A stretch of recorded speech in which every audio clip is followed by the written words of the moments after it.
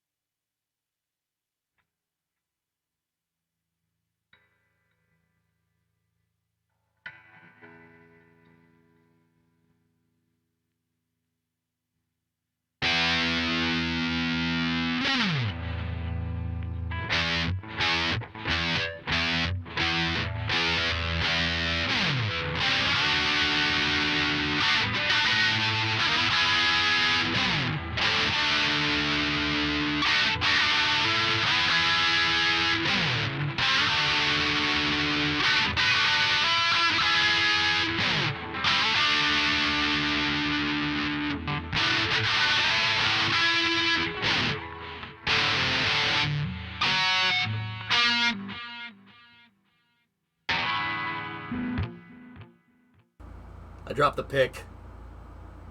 Discovery, go and throttle up. I dropped the pick. I gotta pick it up. All right, all right, all right.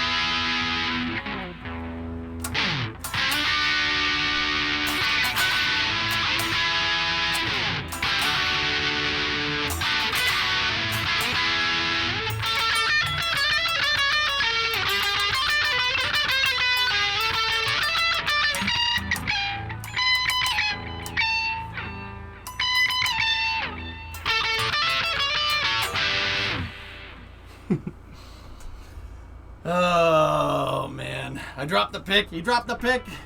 Hang on. Can I get one more shot at that and then we'll go?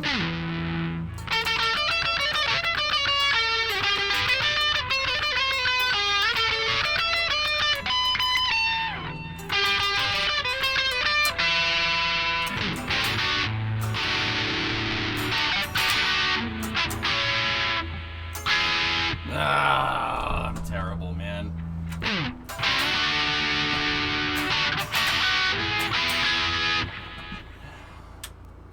I can do better.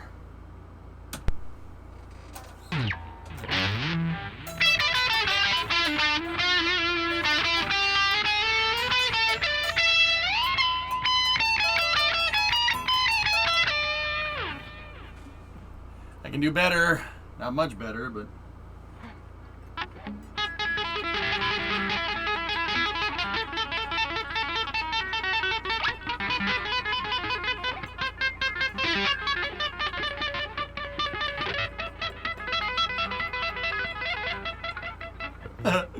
All right, guys, it's 4:30. Let's go. Let me get the space news song ready to go, and then we fly into space news. Wait, huh? Practice is key. I try to practice every day, Rem. Every day. All right, Donnie, can we, Donnie, lowrider, Donnie, lowrider.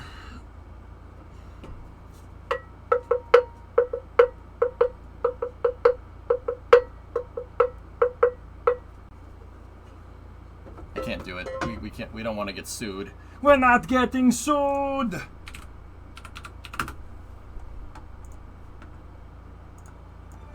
There we go.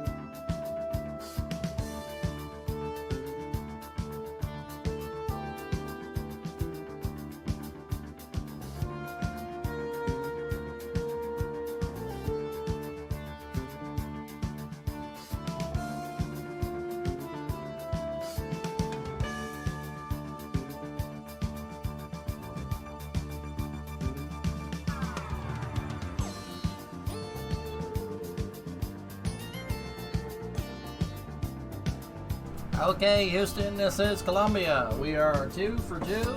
We deliver. We picked up SPF off on time, and if you look at your monitor, we'll be able to see the results there.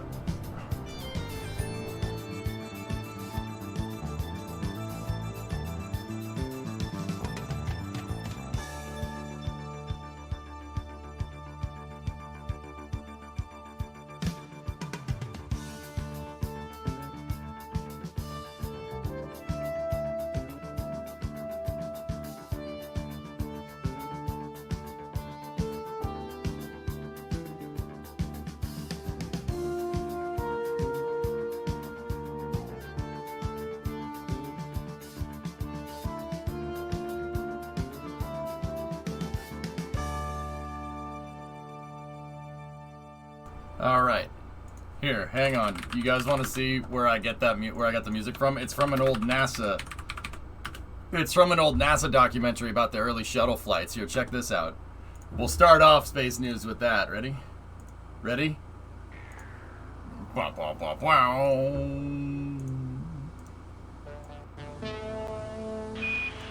Okay, and the port restraint is out. Here comes the stack. Here it goes. Yeah, we see it down here, Bill. It's beautiful. Okay, Mike, we're at 52, coming back down 51 RPM. Roger, we copy. You guys look good. And Columbia, Houston, everyone down here is go for deploy with 2 minutes left over Hawaii. And so is everyone up here. Roger, we copy. Send it.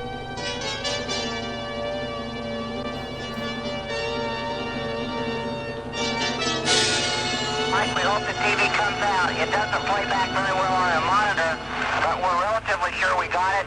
And we, by the way, still have that beautiful satellite inside. It's traveling just below it. Roger, we copy, Bill and Joe, and got a lot of happy people down here. You guys did good work.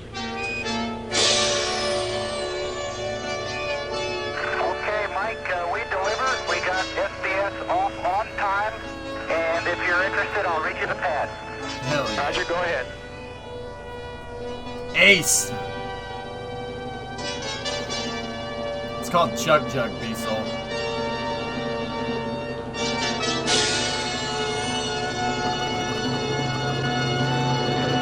Boom.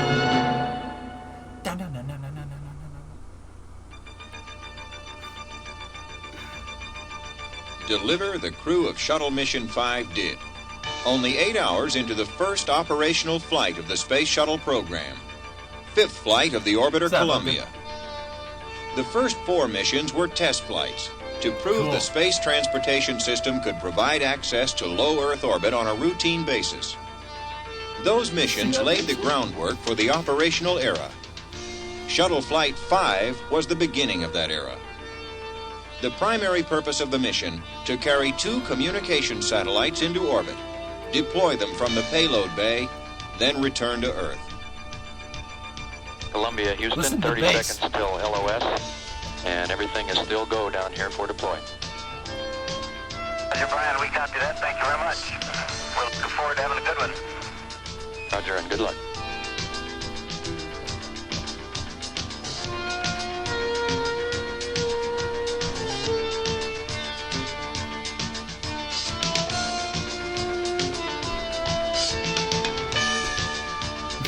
It's such a good tune.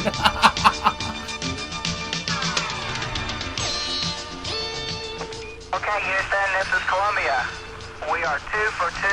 We deliver. It's a tough drum track to play, Sig. Why do they spin it? Spin it if you have no SAS, dude. Hey, Roy, are we down now? That was, are we on the ground? Absolutely. A flawless landing. Only minutes after sunrise at Edwards Air Force Base, California, ended Columbia's 5th mission. Looking slightly weathered, the orbiter had traveled over 10.5 million miles in 5 flights. So cool. Spent 24 days What on a orbit. champ. And circled the Earth almost 400 times. It would now return to Kennedy Space Center, Florida for refurbishment, to be launched again on Shuttle Flight 9. Yeah, they spin it because that's a much cheaper way than giving the thing a gyroscope. Just spin it to stabilize it. It works. They've been doing that since before stability assist existed. In fact, that is its stability assist. Just spin it. You got the link in chat, Berg. Are we on the ground? Absolutely. They try spinning it because it's a good trick. Duh. All right. Welcome to Space News, everybody. Let me just equalize the audios, blow our ears out if we check another video. All right, cool.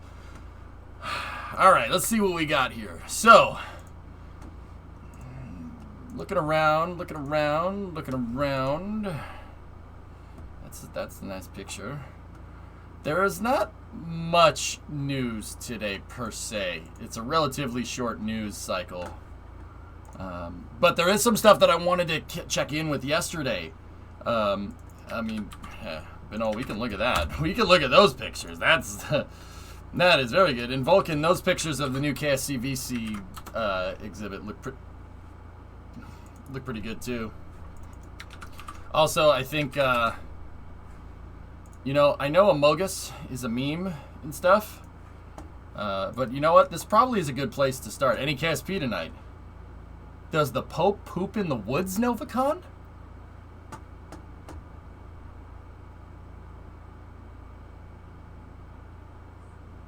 Yeah, I got him, Thomas. No? Well, there is KSP tonight. And you need to check in with the papacy, all right? Papacy. You got to check in, because that might happen. You know what, chat? You don't know that for sure. There it is. You don't know that for sure. Which solid rocket booster is on that satellite? It's a Star series, but I don't know which one. I think a Star 27 or a Star 48. I forget, T-Man. You don't know if the Pope has, in fact, never gone to the bathroom in the woods. You don't know that throughout history, okay? So why lie, chat? You think someone would do that? Just go on the internet and tell lies? Okay, so here. We'll start with this picture. The Pope poops in a funny hat. Pay attention. How can he poop in a funny hat when the hat is on his head?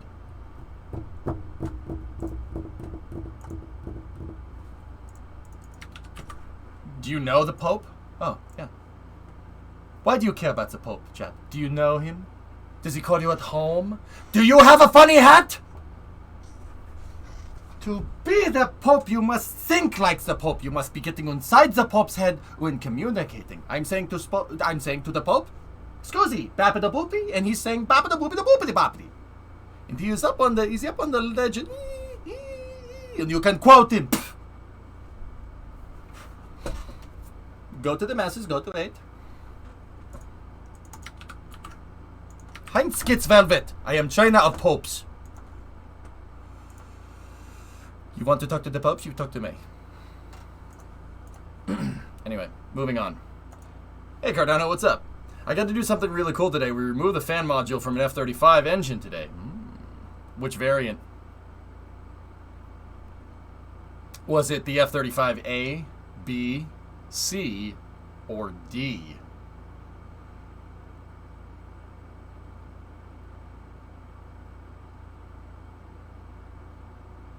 F-35A? Alright, cool. Look at me. I am the Pope now. He's Vigo. You're like the buzzing of flies to him. different movie, but good quote. Alright. The one with the fan module. Come on.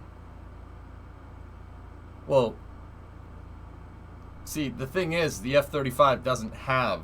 The F-35D doesn't have a fan module, okay? It is a barrel in 2 propellant tanks, because these rockets got them. All right. All right, anyway, let's go. Here, look at this picture.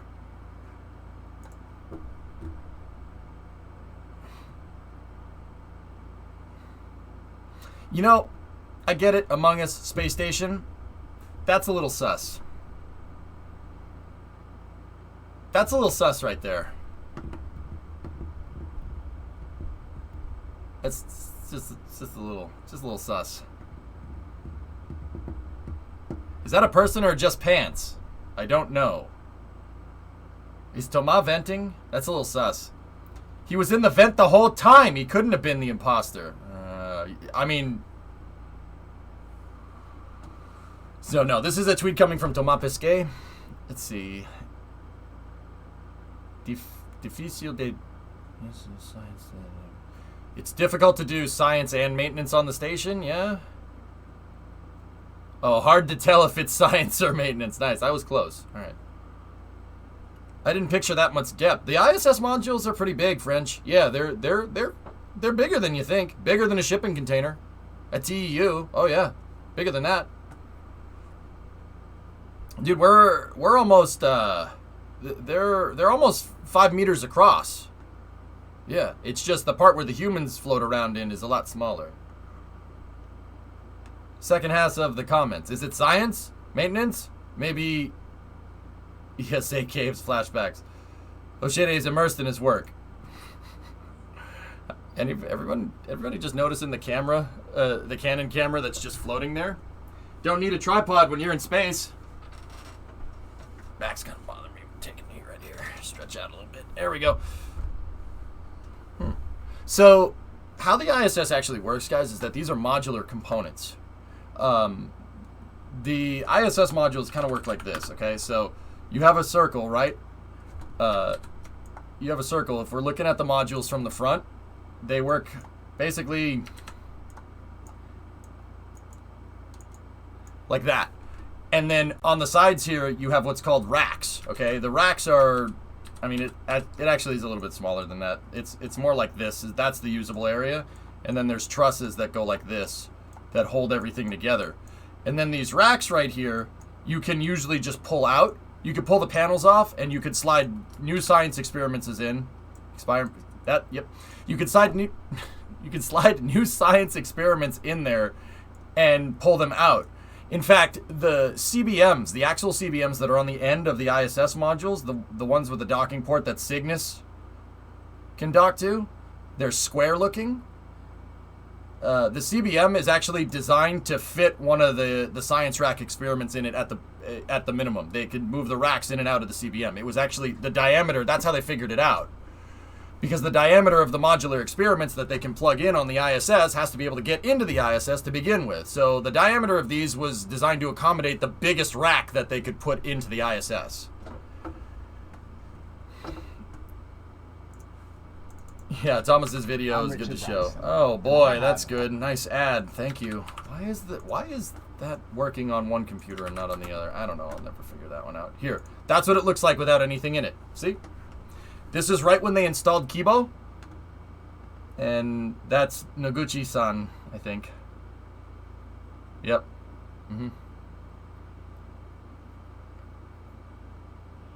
You can see there's the outer wall, and yep, that's Suichi Noguchi. Just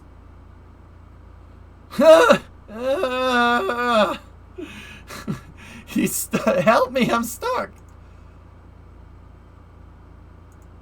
That's pretty awesome. Oh, that's awesome. A hole is formed in space and time. How's that? Does this make you happy, or does this make you happy? So that picture that you just saw from the inside of the module was right when they installed Kibo. And that camera, where the guy was sitting with that camera, was basically where the Japanese characters are over there, looking back towards us. And that's how big these modules are. You can see you could just unbolt it. Allen keys. You basically just unbolt the racks, and you can put new racks in. You could change out the science experiments. You could just have a blank panel. You could do whatever. You could put beds there if you really wanted to. It's all modular on the inside of these components. It's actually really cool. He's stuck in the wall. Time traveler confirmed. Yep. All right, so that's a cool bit to start off here. The next bit is coming from Anatoly Zak here. Let's see what we got. So Anatoly Zak runs Russian SpaceWeb. He's a Russian spaceflight correspondent here. Let's see what he's up to. He says he hears that Roscosmos, the Russian space agency, and NASA are close to a deal to put Russian cosmonauts on Dragon and Starliner commercial vehicles and U.S. astronauts on Soyuz ships heading to the ISS. Ooh. Yeah, maybe Tessa. So that's actually pretty good, man. Right up until this point, guys, no Russians have flown on Dragon 2, and only a couple of Americans have flown on Soyuz. But continuing mixed crews is the right move. That's the right move because it's always good to have somebody that's native English and native Russian speaker up at the space station at all times. You want to do that because you don't need only Americans up there and have something going wrong with the Russian space station and then have to worry about the language barrier. American components, Russian components, all made in Taiwan. That's why we mix crews. They've been having international crews go to the space station since the space station's inception. The first crew that went to the ISS on a Soyuz Expedition 1 had two Russians and an American on it. So you want to keep the crews mixed. It helps ensure operational reliability of the station even 20 years down the road.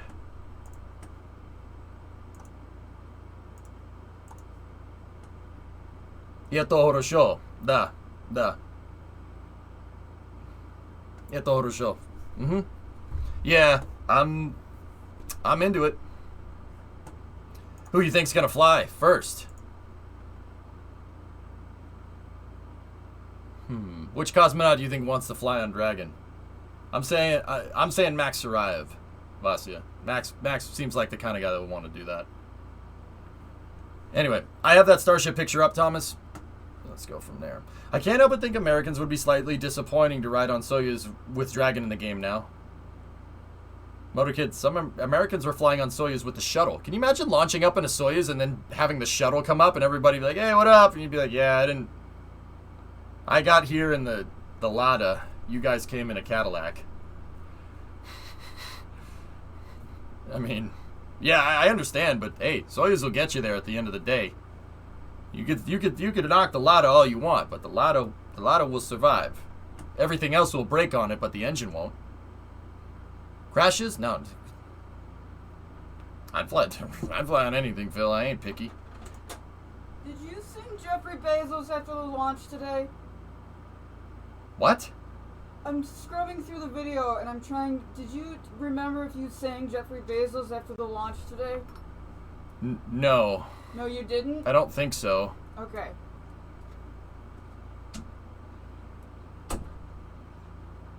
Out of all the questions I've been asked while streaming, that one's probably the strangest.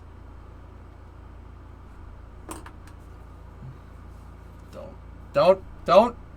Never mind.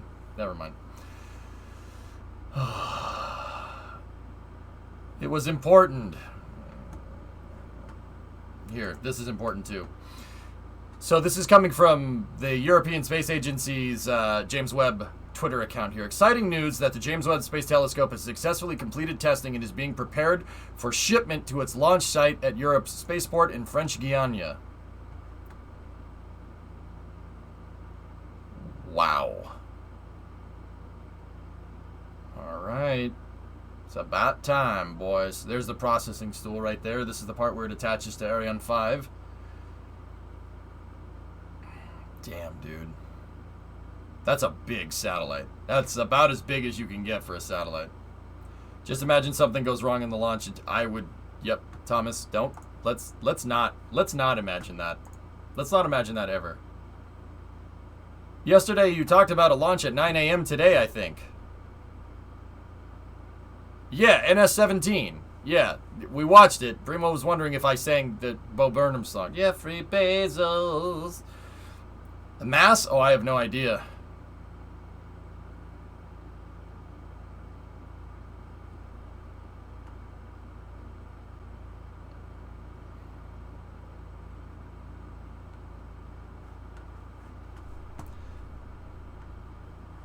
All right, so let's keep going. Actually, I'll be right back. I gotta ask Primo about that. Give me 1 second. I'll be right back. 1 second. 1 second. Be right back. 1 second. Primo, what are you doing?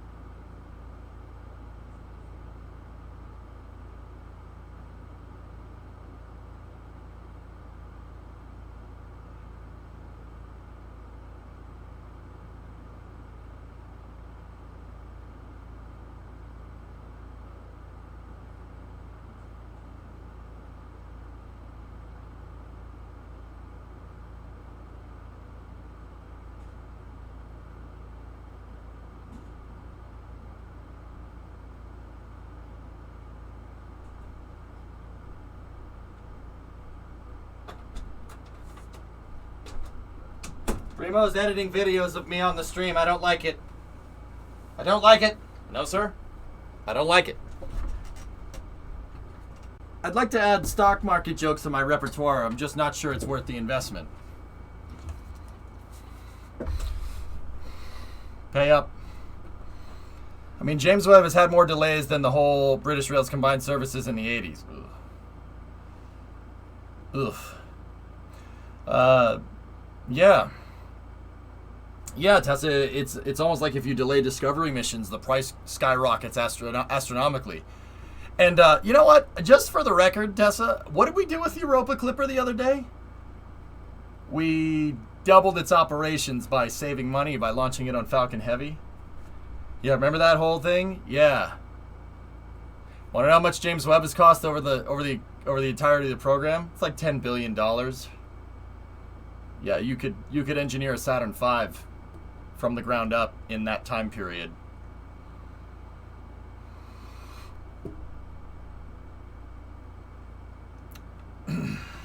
Yep. 6.2 tons. That's actually pretty light. Yeah. James Webb has cost $10 billion over the course of its tenure, which is like, I don't know, 15, 16 years or something like that. You could literally run an Apollo lunar program for that price. Yeah, pretty much. Give or take. That's more than SLS's budget per year. But keep in mind, budget is ramped up and ramped down. NASA programs are moved on a bell curve. The problem is that bell curve can shift up or down exponentially depending on what you do with the program. Hopefully Elon gets in the telescope game. Well, abstruse, here's the thing. It's not necessarily the telescope game. There's no money for SpaceX to make telescopes. They don't want to farm out images like that. NASA should stick to the telescopes. But the thing is that, you know, the reason why I bring up Europa Clipper and how it pertains to James Webb is as follows. James Webb went very, very expensive because they kept kicking the can down the road. They said, okay, let's add this. Okay, let's add this. We wanted to do this. We wanted to do this. And they kept shifting its schedule further down the road because they wanted to add more things to it. That's called changing operations. You're changing the timeline of the of funding, right? And normally what you do with a NASA project or any defense project is you basically come up with ballpark numbers and a good design right at the beginning. And then, you know, funding ramps up, you build the dang thing, and as you move to operations, the funding goes down. What we did here, what we're going to do there with this is by moving it to Falcon Heavy, as opposed to SLS, right? You're saving money on the launch costs, but you're doubling the amount of operations. Meaning that because Falcon Heavy is not as powerful as SLS, it has way less characteristic energy. The mission is going to take probably 2 to 3 times as long, somewhere in there. And operations, basically all the scientists that need to sit there and do nothing while the satellite is coasting to Europa, right? The costs are going to compound. You're basically just riding the money train at that point. And it's money spent to basically do nothing. Operations costs balloon over time, and they account on the average NASA project, and this is right off of the Systems Engineering Handbook from NASA themselves. Operational costs, so doing like using the vehicle in space or waiting while it coasts, can usually account for on average about 40 to 45% of a project's total funding. And we just doubled that by saving $800 million. So we doubled that on Europa Clipper. So we saved $800 million now to spend $1.5 billion later. Yeah, that's part of the reason why James Webb ended up costing so much too. It's because we did stuff like this. Kind of annoying. Want one? No, I'm good. Yeah, blue. Yeah, right. Check out Chris's link. Okay. ESA news. We can cover that. Yeah, this will be good.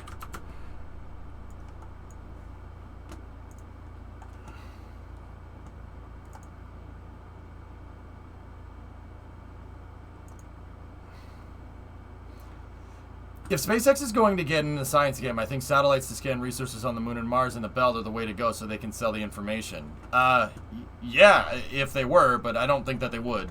But if they were, sure. All right, what is this right here? The very first Ariane 6 fairing is put through its paces at the European spaceport. Hey. Hey. Oh, there you go. Nice. Ariane 6 is the follow-up to Ariane 5. It's basically Ariane 5 with upgraded side boosters, amongst other things. Much better second stage and first stage engines. Yeah, basically a better integrated system. Very nice. That's a load cell right there.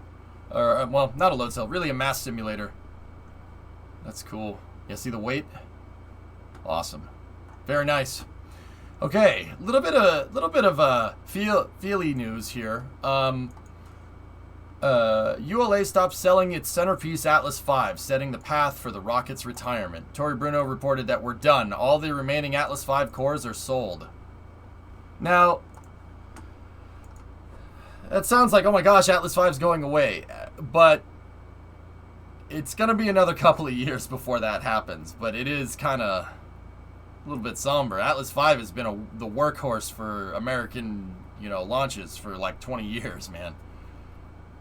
Is that Falcon 9 launch at 3:30 in the morning? Yes. We saved $3 billion. Yeah. I don't know what that means, public, but okay. I want to see monkey. I want to see a monkey on the International Space Station. I mean,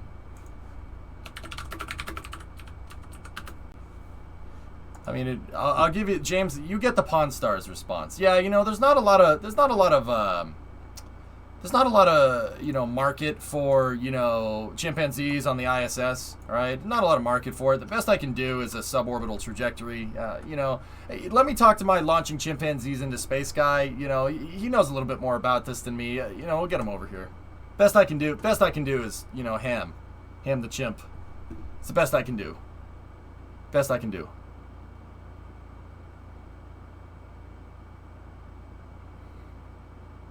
So that's Ham. They launched Ham in a Mercury capsule, for the most part, on suborbital trajectories before they did it with people.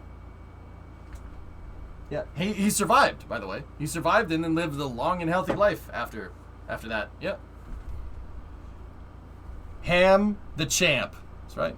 Yeah, so he's got a NASA hat and everything, James. Look. Ham's a beast. So, it's pretty cool. The best I can do. It's best I can do. So anyway, what else do we got?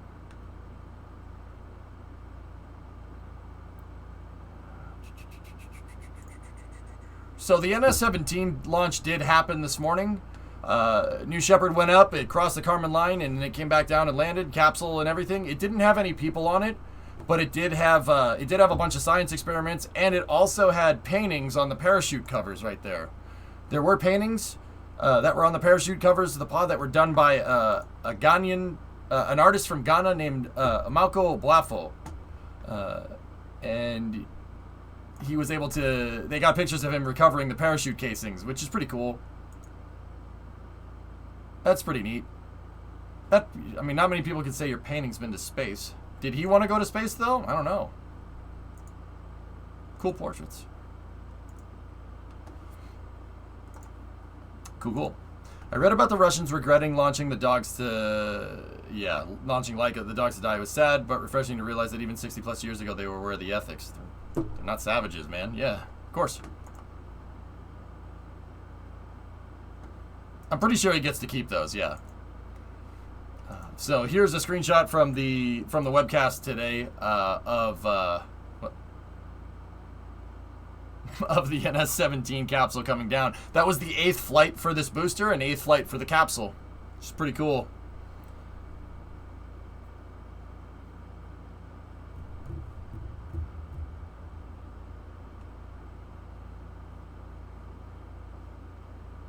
Yeah, and early on, that's not what Duber's saying, though. But yeah.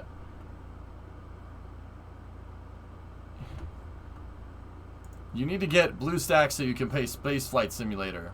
I play Kerbal every day. Is that not good enough? That's a pretty damn good spaceflight simulator. That's West Texas? Yep, you got it. Mm-hmm. Let's put that over there. Put that over there. Put that over there.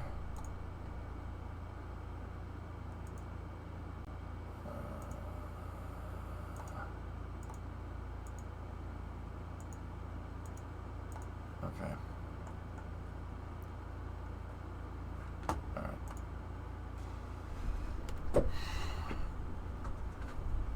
All right, so check this out. This is coming from Perseverance here.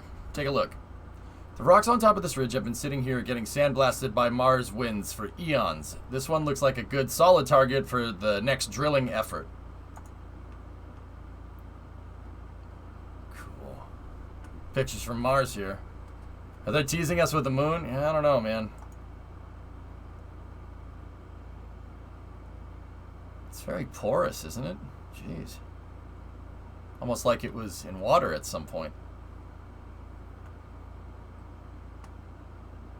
Good evening from Liverpool. What's up, King?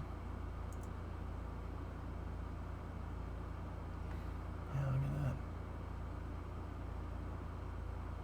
Cool. I don't know. It could be porous for a number of reasons. I don't know enough about geology to really say why. It could be porous because lava. Yeah, that's possible. It could be porous because it was under the ocean. Could have been lava under the ocean for all we know. Where Perseverance is it's up at the Jezero crater on Mars. If you look at the Jezero crater from above, it very much looks like a river delta. So these rocks are probably underwater at some point. Now, whether they were volcanic or not, I don't know. Who knows?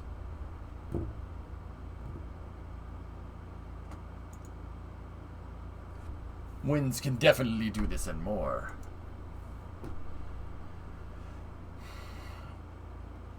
Yeah. Cool. All right, so we got some pictures from Ivy's Construction. Ivy's Construction is working on the expansion to Kennedy Space Center Visitor Complex down in Florida. They have some renders of the building that they're working on over here. This building was not there. They're building this one up for the Kennedy Space Center Visitor Center. There's the Rocket Garden, right? You have Delta II, Saturn 1B. There's Titan II, there's Atlas, there's Redstone, Jupiter, Juno. There's a Saturn 1 motor, or Saturn 5 motor right there, an entire Saturn 1 stack. And then this building that they're working on here. Down there, you got like an IMAX theater, you have the Astronaut Memorial, there's a T-38, and then the space shuttle is in this building over here with the shuttle stack. Yeah.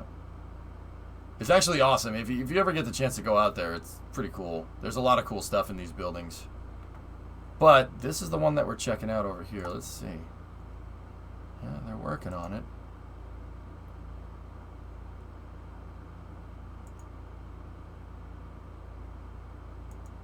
It looks like they got the I-beams all down. There's the Delta II and the Saturn 1B. I don't know if Vulcan's still here. Do we know what's going to go in this thing? The gateway to space.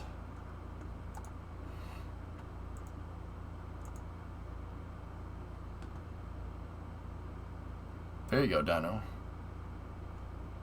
Very cool. I thought I heard that a Falcon 9 was going to find its way in here, but I don't know that for sure. It's a visitor center. It's already a visitor center. Vulcan, what do you got? Oh, yeah. No, I have that picture up already.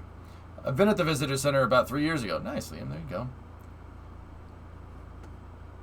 Lidrub, you went to the Kalamazoo Air Show in Michigan this past weekend. They have an SR-71 along with the suits the pilots wore. So we're also in the process of restoring an F-117. Yeah, cool. That's cool. Yeah, Kalamazoo. Sweet. Yeah, automaton almost fell. My headphone cable sometimes gets hooked on this thing.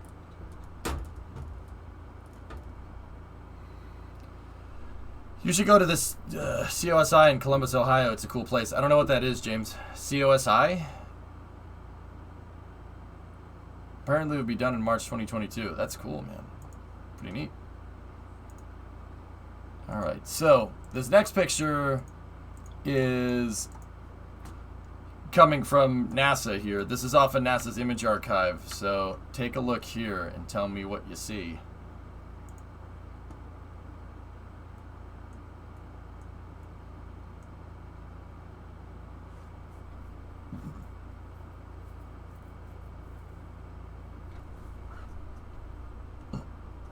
Big rocket. That's the bottom of the SLS inside of the VAB. Big rocket. Very big. There's the bottom of it. It looks like they got all the old insulation off and they're going to work on, they're working on the insulation. They're working on replacing all of it because it got burned during the green run. COSI is a science center. Oh, cool. Neat. Are there more? Let's see. Let's go on NASA's image archive, see if there's more. There's pictures of Florida Man right there. There's pictures of, look right there. There's a picture of Dr. Z. Here's the guy that runs all of the science programs for NASA. Yes. And there is the Florida Man that, you know, is designed to run NASA. Anyway, what else do we got? Oh, there's the picture. Anything else? It's just that one picture, huh? Just a bunch of pictures of... These are all pictures from the Space Symposium. Look, there's a picture of Dr. Z. Find somebody the way that Dr. Z looks at the science experiments. Yeah. It's very good.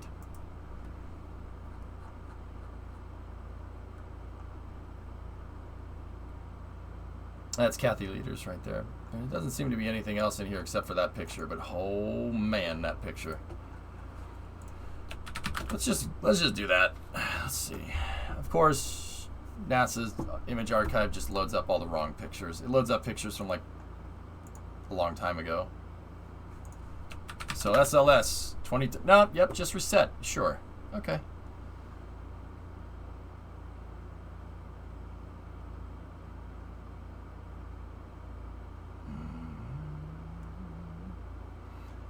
Nope. All right. Thanks for nothing.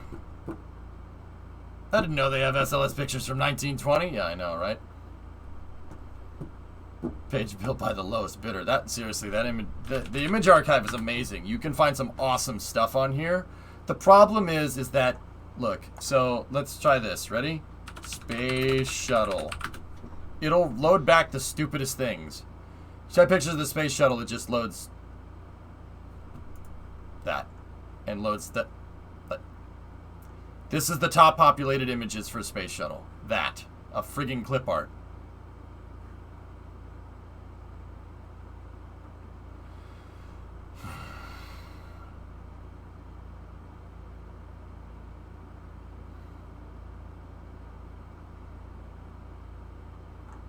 So if we type in SLS, all it does is give us 3D renders of it. It doesn't give us the most updated pictures, which is kind of a pain in the butt, dude. There's pictures from the green run from a little while ago.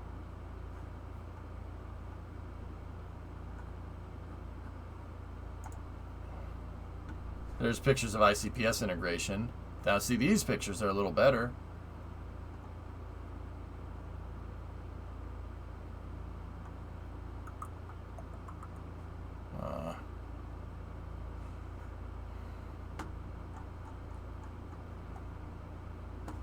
Here, let's try Artemis 1.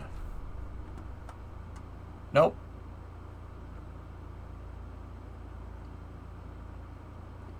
Alright, let's try Artemis I. Artemis I.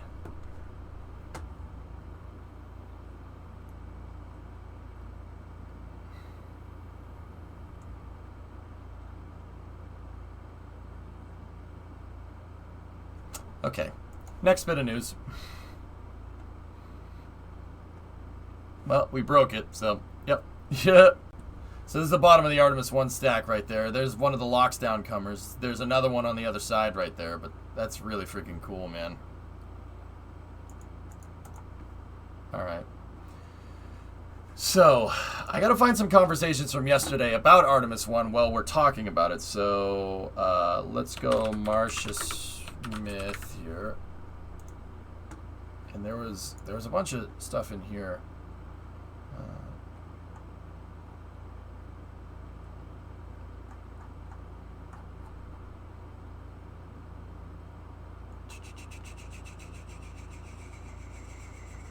All right, here we go. This was the thread.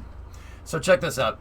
We are very close to the first launch of SLS and Orion, says Lorna Kenna, General Manager of the Jacobs Space Operations Group at Space Symposium Media Briefing. Jacobs is stacking all the components. Jacobs Space Operations Group, okay?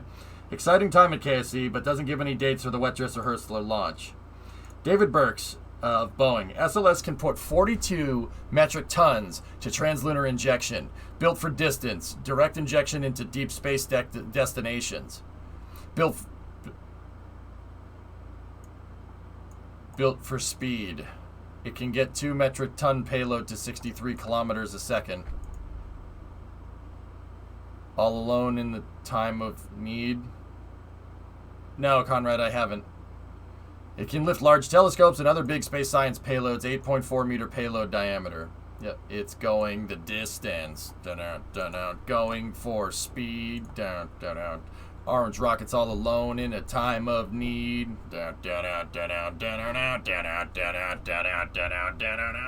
Alright. So, 42 to 45 metric tons. Actually, 45 is the magic number. That's what you want for moving stuff to the moon. 45 is the magic number for being able to send people and a lander. That's what the Saturn V did. If you can get 45 tons TLI is the fancy word for going to the moon. You can go to the moon. If a rocket can move 45 metric tons translunar injection, that means you're good for lunar exploration. So, I mean, I'm not sure. I think that 42 metric tons and these numbers here, the 2 metric tons, 63 kilometer a second payload, these numbers are consistent with the characteristic energy of SLS Block 1B. So actually, let me go to NASA's image archive. I will show you what that rocket looks like. The rocket that's being built right now, nope, not that one. This rocket that's being built right now is a test rocket. Artemis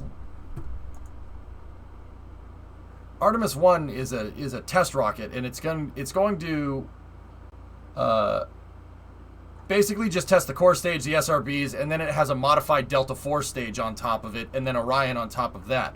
There's the Block 1B variant, which I did just click on it. It's this guy right here. This one can launch Orion with a universal stage adapter, so you could put a lander in here or gateway component or whatever. Or you could launch it in the cargo variant, which is this one. It's almost like this thing heard me when I said it was bad. It's like, no, you hurt my feelings. I don't want to. Oh, cool. Harvester was on one of the Gamescom streams with a video on Balsa, and an open beta is coming extremely soon. Yep, I'm going to play it. So there's the Block 1B variant. This is the one he's describing. You can either launch with Orion on top of it or with just a gigantic payload fairing that's about that size there. If you guys want to understand the scale here of that payload fairing, we're talking 8 meter diameter right there. 8 meter payload fairing diameter, and the fairing will basically go all the way up to the top of the launch escape system, or at least it could. You don't necessarily need that, but if you want to measure, like, it's 8.4 wide. If we want to measure the height of this thing, all we got to do is look at the levels on the mobile launcher right here. So each one of these is one story. It's one flight of 2 flights of stairs. So yeah, it's one story here. So ready? 1, 2, 3, 4. 4 stories tall. So we got a payload fairing that's give or take like 10 to 15 meters tall, 8.4 meters wide. That's very, very, very big. You could put something huge inside of that thing. And then you could also it's also carrying the exploration upper stage, the EUS, which is SLS's uprated upper stage, which is this thing, which it desperately needs. This is the 42 metric ton TLI variant right here. Instead of a cone adapter and the small upper stage on top of it, you got a cylindric adapter with the big upper stage on it. That's more than Starship, isn't it? Yeah. The payload fairing actually ends up being about the same size as Starship's payload bay in terms of performance. And this is this is the price you pay with an expendable vehicle versus a reusable vehicle. With a reusable vehicle, Starship can move about 100 tons to low Earth orbit and then come right back down. Because it's reusable, it falls off exponentially over time. Starship, even if you launch Starship with an empty tank of gas, I don't think it even has enough delta V to move itself to the moon and back. It has to refuel, which is not a bad thing. But SLS can do this in one shot. In one shot, one launch, you could put 42 tons into translunar injection. 42 metric tons, which is... Now, Starship can do that, but you'd have to... If Starship wants to move 42 metric tons on TLI, you'd have to refuel it somewhere between 5 and 10 times, which, once again, with SpaceX's architecture, it isn't bad. That's not a bad way to do things. That's just a lot of things to do to achieve the same result. But... see, it's pros and cons here. SLS could do it in one shot, but you throw the vehicle away. Starship, it would take, let's just say it takes 5 refueling flights on top of the orbital flight with a depot flight. So that's 7 flights to achieve the same thing, but you get everything back. So if Starship is deployed in mass, then it makes sense. But expendable vehicles will always have more delta V than reusable vehicles. Why? Because more of the rocket's mass can be used on... instead of wings and landing legs and grid fins and all this other stuff, that mass is used for fuel, so it can go further. That's what the guy means about being able to put the thing on a deep space, a direct injection to deep space trajectory. That's a similar type of trajectory that Europa Clipper would go on, for instance. What's the TLI mass for Ares 5? Projected TLI mass for Ares 5 would have been way above that, 60 to 70. Ares 5 is a monster, dude. It was a monster of a freaking rocket. Monster of a rocket. It doesn't have to be human rated, so you could just yeet payloads up. It was designed to move the Altair lander. The Altair lander to the surface of the moon in one shot. With an Orion capsule attached to it, man. I mean, here, we saw how big the Orion capsule was the other day. Let me open up this picture here. So you got to balance complexity with you got to balance the complexity with everything else, right? So SLS is a simpler thing, and this is part of the reason why Blue Origin is like, no, field our lander too, because our lander is simpler, right? Even though they have to assemble it, it's still a simpler architecture than SpaceX. But I mean, yeah, everybody wants Starship, but I mean, personally, I want both of them. But yeah, here, check this out. The Ares 5 would have been able to put this whole thing on translunar injection. How they would have done it is launch the lander with the ascent module and the descent module on Ares 5 with an upper stage attached to it called the Earth Departure Stage, which is like a stage that's double the size of the EUS. And then Ares 1 would have went up with an Orion, and Orion would have docked to it, right? And then the Earth Departure Stage would have pushed that out to translunar injection, and then I believe, if I'm remembering this correctly, the Altair lander would circularize them around the moon.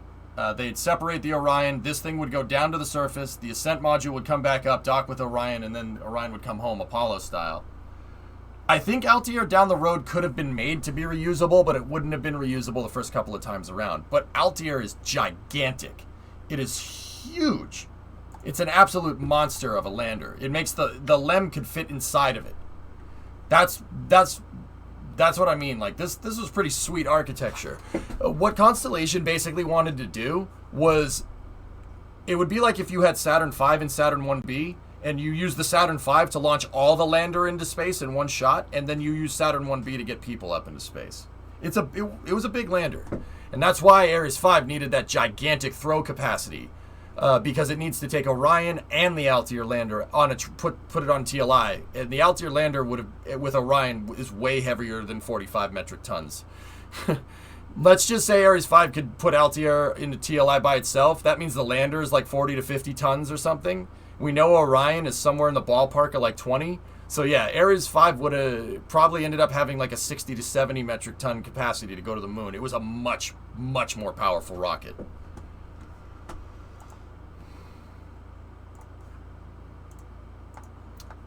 And also, Altair lander is sick. Yeah, also, the funny thing is if you look at Altair, then you look at Blue Moon.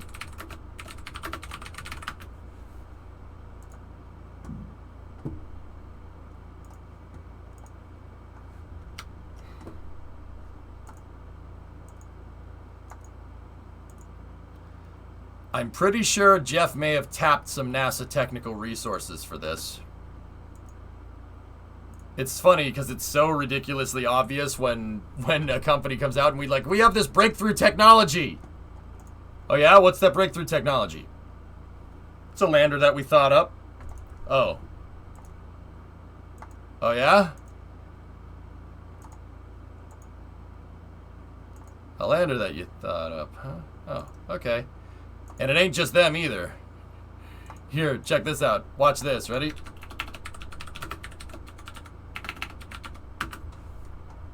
NASA HL-20 was a personal launch vehicle, like basically just a way to get just people into space. It was a project from the 80s.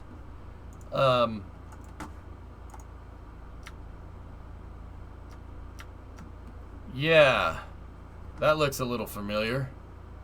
I heard that Congress wants to use SLS-1B for the third launch. Is that happening? Yes.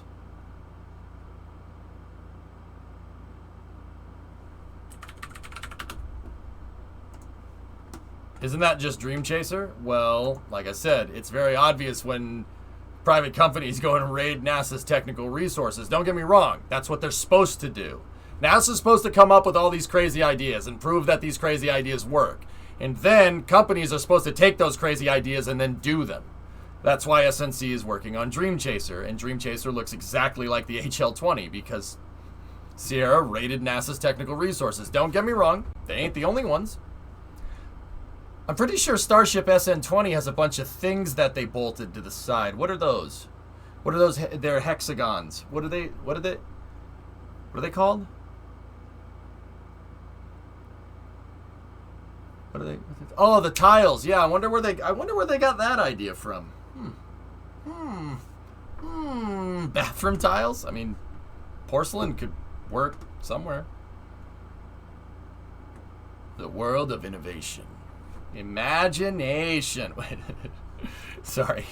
Anyway, so yeah, it's pretty cool. Let's see what else is going on with these comments. Cough, shuttle, cough. Yeah, all right. Burks added it could be used in 2023 to send humans around Mars with a free return trajectory, which only happens every 15 years. Really amazing system. It is. I mean, it's a good system. It's pretty sweet. That looks like the thing that killed Jeb.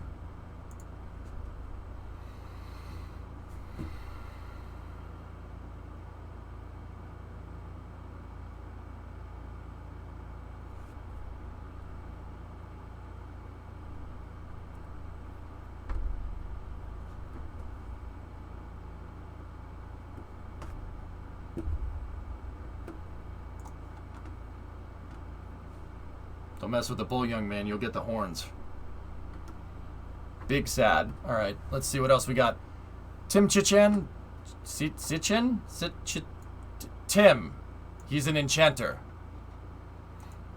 I am an enchanter.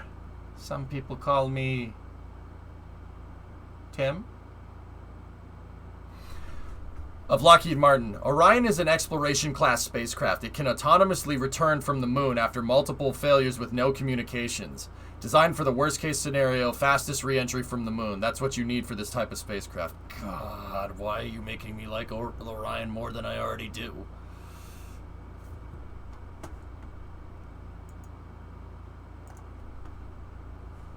Why are we doing that?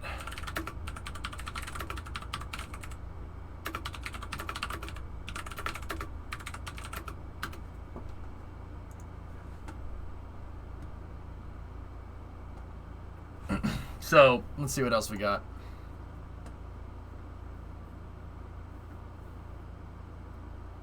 Let's see. What we learn on the moon applies to Mars. Also, looking at leveraging Orion for other uses like satellite servicing if paired with other modules. Oh, don't you dare.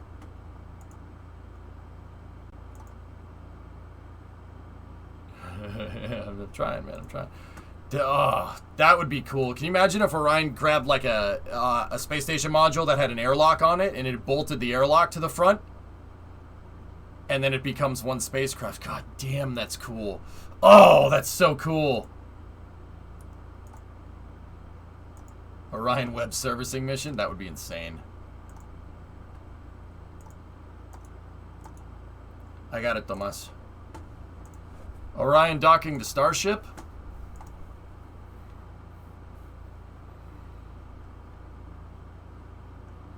Yeah, I mean, well, Ando, when Orion docks to Lunar Starship, you know, if that ever happens, you know, well, let's say when that happens. Let's be real. When that happens, so once again, I don't mean to shill for Orion, the Orion capsule all the time, dude. I mean, but it is a nice piece of kit. I'm not gonna lie to you, and I get it, not reusable. I agree with you.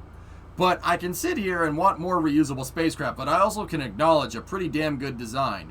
Orion is not necessarily reusable, like, you know, launch it into space, it comes back down, you refurbish it, and then launch it into space and it comes back down.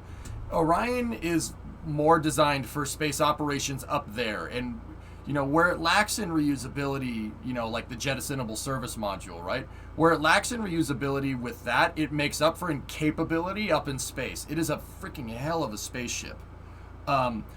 You know what? I kind of want to put together like a whole thing on what the Orion capsule's supposed to do. I really, really want to do that. This thing is crazy. I mean, you can basically lace Orion to like the gateway, for instance, and it can take control of the gateway. In Kerbal, it's just right click and say, hey, control from here. But in real life, that's a lot more difficult to do than you might think. Like, the fact that Orion can interface to another module, and that module becomes part of Orion, and Orion can control the module and fly around with it is really frigging impressive. That's really cool.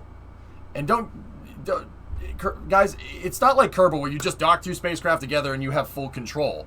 If you want like to have a module and you want Orion to dock to that module has to be designed to interface. Or you can hook on to something, of course, you can dock to something, but docking it and plugging it in is another thing, is one thing. Docking it, plugging it in, and getting the vehicle, the capsule, to be able to control the module, control the thrusters on the module from the capsule is a whole nother ball game, dude.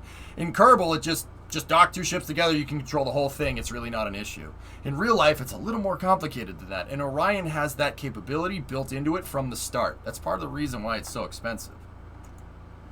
It's like a tractor unit for, yeah, pretty much, Geeson. Yeah, Orion can do all kinds of cool stuff. It has all kinds of tricks up its sleeve. It's a really awesome capsule. Like, really good for deep space design. Don't get me wrong, fellas. Like, I don't want people to get the wrong thing. I still think Starship and like sending ships, sending a big ship and then sending the whole thing in one shot. I really am a fan of that.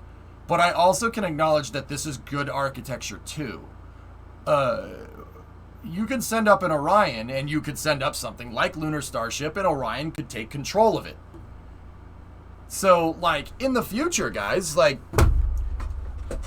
in the future, we could have a Starship, a depot Starship or something, or a Starship with, like, a space station attached to the front, a space station module, right? So you have, like, a Lunar Starship, right, for going to Mars, for landing on Mars, right? And then at the front docking port, you need something like Lunar Starship. But at the front docking port, you have like a big HAB module, like a SNC inflatable module. And then you have an Orion on the front of that. You send that whole thing. Starship could send you on a transmartian injection, right? And then Starship circularizes you around Mars, and then the Lunar Starship will go down and land. The Lunar Starship could go down and land, right? And then the HAB module in Orion could just stay up there. And then you could come back with Lunar Starship, or you could send another Starship with you. You could couple a fuel module in it if you wanted to, wire up the umbilicals, send a Starship out there to put it on transmartian injection, have that Starship turn around, go back to Earth, and then send the whole thing out. Like, Starship's on-orbit refueling capability combined with SLS's ability to transfer a big module in the Orion out there gives us near infinite dexterity in space. It's unbelievable what could happen in the next 10 years. It's unreal. Yeah, not a Bigelow module. Yeah, it would be SNC. Bigelow went belly up, dude. And then you can keep sending Starship.com. Yep. Wait until nuclear Starship. No. You're not thinking big enough here, man. I have aspirations in space, and I am not smart enough to be able to get this done in real life, so I do it in KSP. But here, check this out. So SLS could build something like this. It could build something like this. This is a nuclear-powered transfer stage. So you got 3 nuclear engines, you got a hydrogen tank here, you got another hydrogen tank there. All right? Take this Orion, right? Take that Orion off, put a Starship here. Put a lander Starship here, so the lunar variant Starship here, instead of the second Orion capsule. And then send it. And then send the whole damn thing.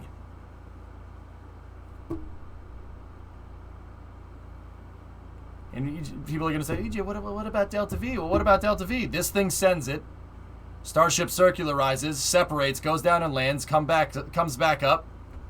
This thing, and then this thing does the trans-Earth injection burn. It basically acts like a space station while you're down on the surface, like the Martian.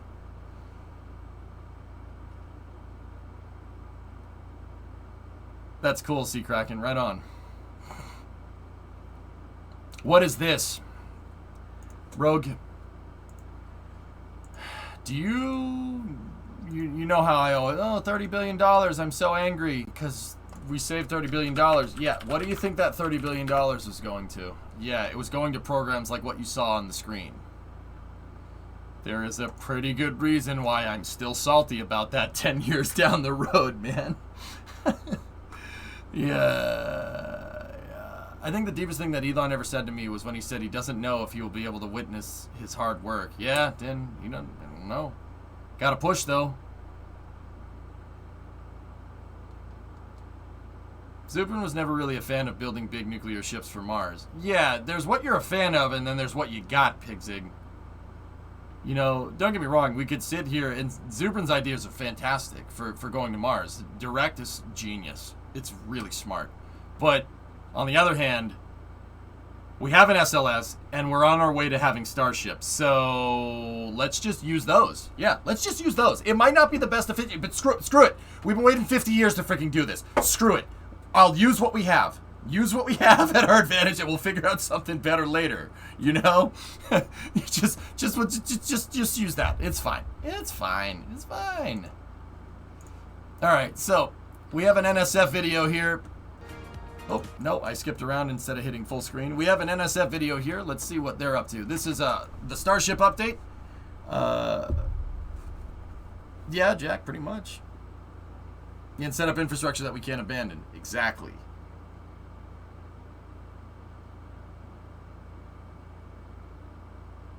Conrad, there's the Lunar Reconnaissance Orbiter out there for relay. Yep. Orion is partially reusable. That's right. Yeah, you can reuse the capsule, not the service module, though. I know they take the interior components like flight computers and high-cost electronics, and I think they take the shell and use it every 3rd mission. Yep. That's pretty neat. All right, let's see what's going on here. Novus, good threads. What started this is reading this thread right here. Actually, there is one more thing. Let's see. Jim Mazer from Aerojet Rocketdyne. Ideally, will launch later this year. Being upgraded to Block 1B. Not in development now, but could do the cargo version to take advantage of the huge volume. This rocket enables innovation for sustainable moon and to go to Mars.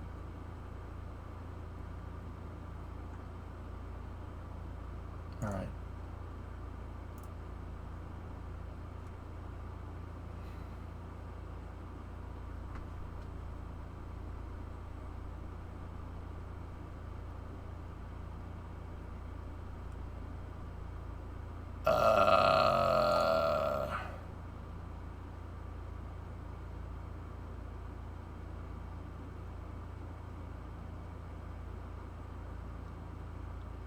Oh, God. Oh, I thought that was Marsha. I thought that was Marsha still talking. Oh, no, that's somebody else. Wow. See that? That's why I stay off Twitter. Yeah, that's why I stay off Twitter. I'm not gonna lie to you guys. I can't do it. I do my thing here, and that's why I stay the hell off Twitter. Holy crap. It's cost tens of billions of dollars.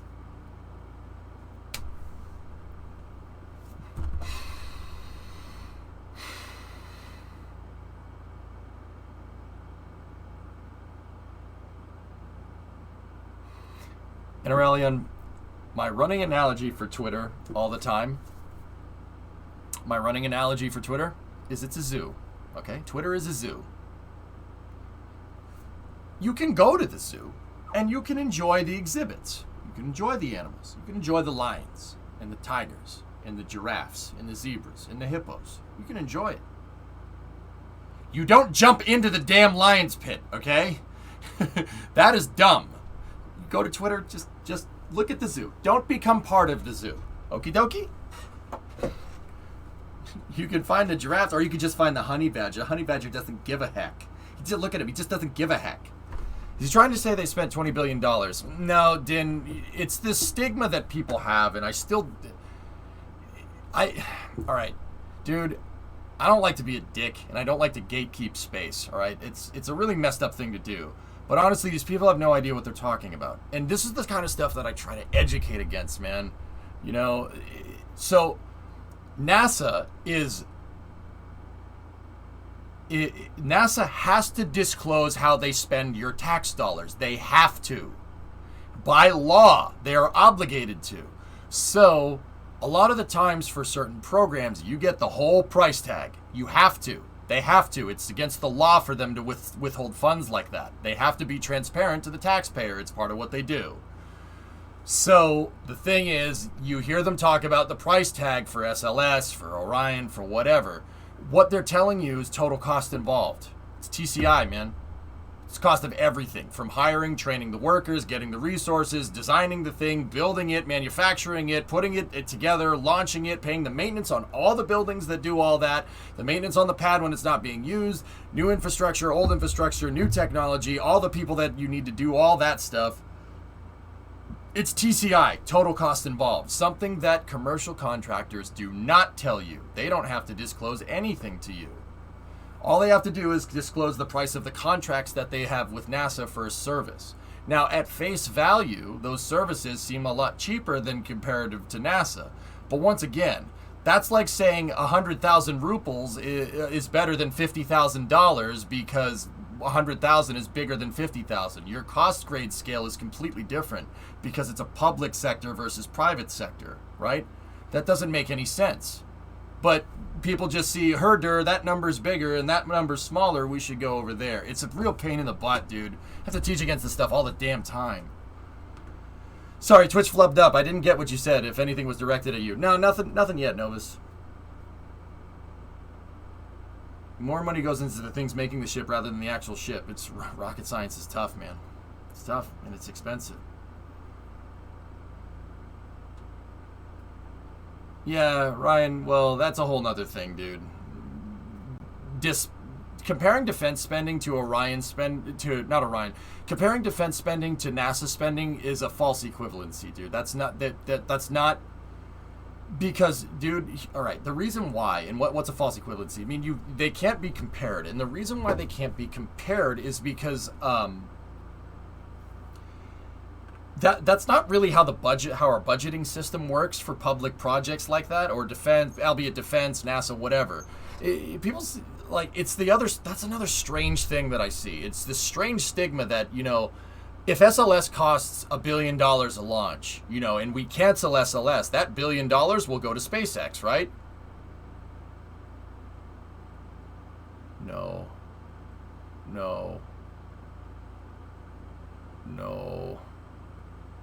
It can be compared in terms of public outrage. Yeah. You know, we could sit here and say, oh, cancel the F-35 and give that money all to NASA. Yeah, that's not how that works. It just doesn't work like that. I wish. Wreck, that'd be sick. That'd be really nice. But, dude, the other thing is that NASA doesn't need a $120 billion program. You give NASA a $120 billion program, there's going to be a lot of waste. Overfunding programs is a great way to get nothing done. Take the $120 billion program we're talking about in question. See what I mean? Spaceflight actually isn't that expensive. NASA could do with having their budget doubled, and that's about it. That's about it. Doubling NASA's budget, city on the moon, easily. Oh yeah, no, that's no problem. It's really not. NASA spaceflight is not expensive for Uncle Sam, which is hilarious to me because, You know, we could easily just build a rocket to go back to the moon, but no, it has to be this whole struggle, you know. It's like God damn it, you know. All right, anyway, let's get into the Starship stuff. Speaking of rockets being developed and going back to the moon, let's go.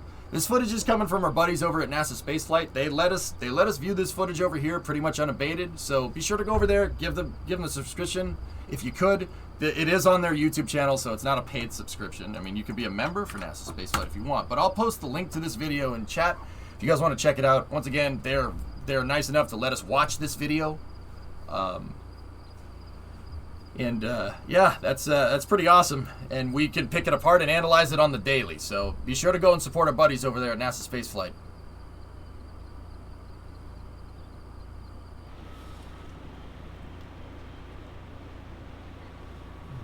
Looks like SpaceX is testing out a new tank wall diameter, or tank wall thickness.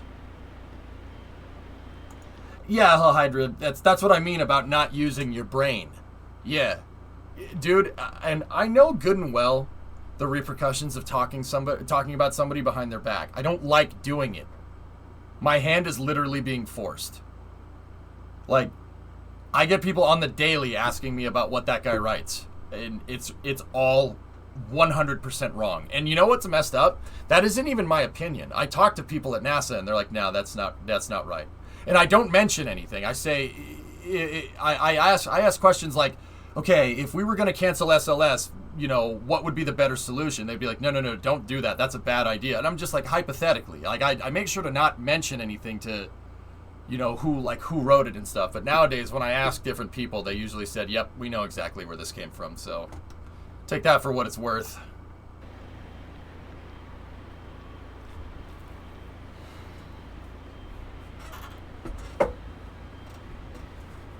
Yeah, Pythos. Yeah, folks have no clue. By and large, they have no clue how funding works. 3.6 millimeter tank wall. So SN20 and Booster 4 have a 4 millimeter stainless steel tank wall. It looks like SpaceX even now is working on huge iterative upgrades, or at least testing iterative upgrades. This tank wall will probably be used in a test article, and they'll probably try to pop the dang thing to see how decreasing the tank wall size helps with performance. Seriously, you take 40 millimeters. No, not 40 millimeters. 4 millimeters. 4 millimeters, or well, 0.4 millimeters. So yeah, you take 0.4 millimeters out of the tank wall, and you take that surface area, right, and you times it by, you know, pi r squared times the height, right, more or less, right? That's a lot of extra surface area. That you're leaving a lot of mass on the table. Like that 0.4 millimeter adds up over time, especially on a stack that's 300 feet tall. That's a lot of extra mass that you might not necessarily need. That's what I mean about leaving mass on the table. So SpaceX has this new tank wall diameter. They're probably gonna test it to see how well it performs, see if it pops, see if there's any difference between 3.6 and 4. And if there's no difference between 3.6 millimeter and 4 millimeter, use 3.6 and have more mass for payload mass, better vehicle performance. You're totally going to have to redo your MIDA model now, if that prototype succeeds. SpaceX actually had previously tested a 3 millimeter tank wall, and it popped. It didn't work. So now they went up to 3.6. So maybe.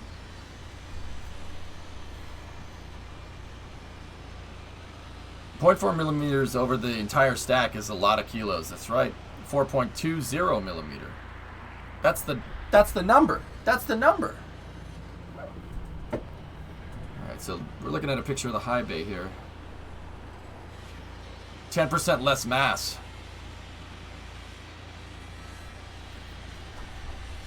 And Ando, so 10% less mass. If we could figure out that volume, right, and then figure out the volume of one cubic centimeter of 304L stainless, you could theoretically figure out how much mass they're going to save.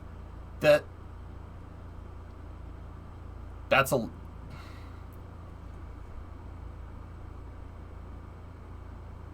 Dude, that could save a lot of mass. I'm I'm doing the math out off the top of my head, and it's not working. I'm just thinking of a bottle of milk pouring over. Couple tons, I would say. Yeah, like 4,000 kilos. It's got to be at least that. At the very, very least. That's like at the least. That's me underestimating. Stop using the top of your head as a post-it. This explains the hair loss. Well, sorry, it's just all the heat from all the processing power. It burns the hair off. I told you it was ablative. What about the long term, though? Like how the pressure changes limit the flight cycles on aircraft. Nighthound, that's the thing. See, I've always been of the kind of opinion that you should over-engineer the vehicle. Who cares if you take a performance hit? Okay, great. We can only move 20 tons into space instead of 25. The vehicle will make up for that in durability. Space shuttles did that, dude. Space shuttles are built like tanks, comparatively to Starship. Oh yeah, they're built like a freaking like tank. I'm not talking like fuel tank. I'm talking like Panzer. That. I mean, they're pretty crazy. Like the space shuttle is an aluminum chassis that's, yeah, it looks like a ship bulkhead in there.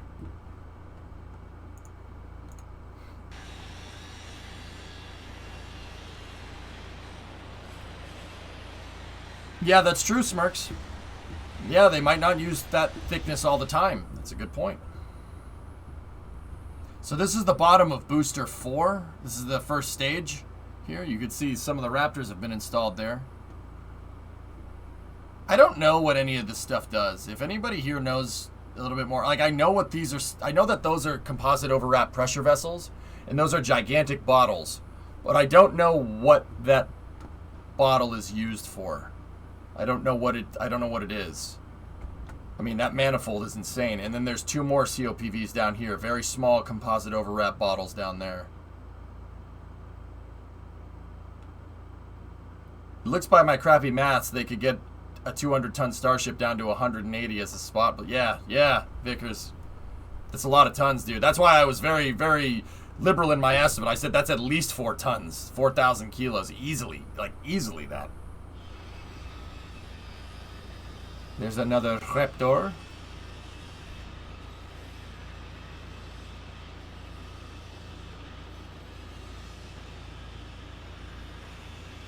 Maintaining flight pressure in the tanks. Well, aren't they using autogenous pressurization, Smirks?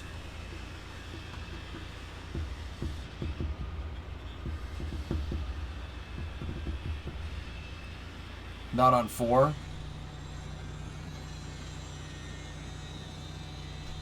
You mind if I go back and take a look?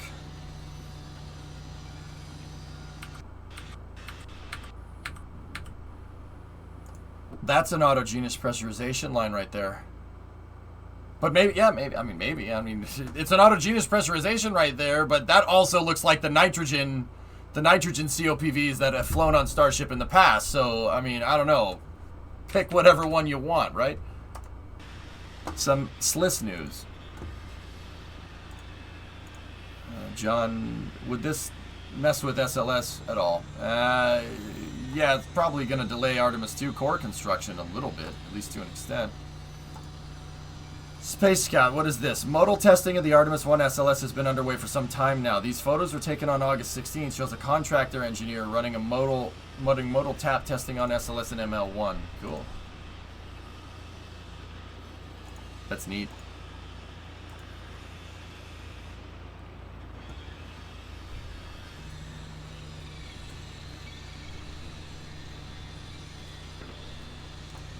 What is this? Oh, that's the welder. Cool. These are shields, and the welder zips up the side of the nose cone. See how that's like looks like an inverse piece of the nose cone? Last we heard, Autogenous is giving them issues, and SN-15 was on the verge of failing its landing due to it. Yeah, they'll probably have that figured out. Or they won't.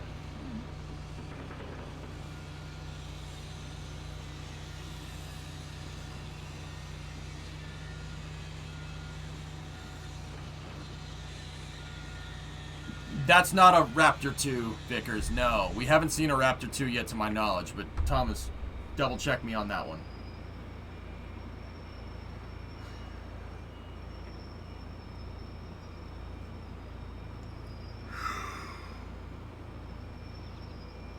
I wonder how much the sheds they build in these cost. It's just a temporary shed, Din. The Starship factory is, yeah, it's just a concrete slab with a bunch of industrial tenting on top of it, dude.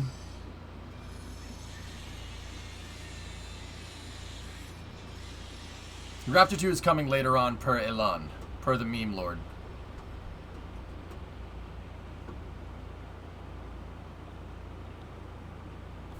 Oh, interesting. Look at that. There's rollers. See the rollers right there on the jig? So that tells me that they load... There's one spot on this jig to weld this nose cone that they load these pie cuts in, right? And then they slide them around, and they slide it around into the welder. The welder zips it up, and they keep installing it, and then they keep rolling it, and then they keep rotating the nose cone until all the pieces are welded together. So these black panels right here, that is a welding shield, because there's a robotic arm and a welder behind this that welds right here and just zips up the side of the nose cone. It welds that seam. And there's rollers on the jig, so it looks like they install the pie cut, move it into position, install another pie cut, move it into position, install another one, slide it around, install another one, slide it around. Think like a revolver, like you load one bullet at a time, or then you turn the barrel, you load another one. I mean, certain revolvers do that. If you have a speed loader, then that analogy sucks, but you get the idea. Essentially what you do in Starbase. Pretty much, yeah, exactly. Yes, in early on. Yes, exactly. That's what I was trying to, yeah, dude, that's the way most rockets get put together. Rotate it, do the same install procedure, rotate it again, do the same install procedure, rotate it again, do the same install. That helps with QA. That helps make sure you do the same thing every time to get a nice uniform structure.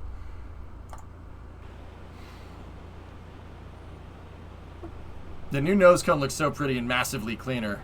Yeah, it's starting to look like a spaceship.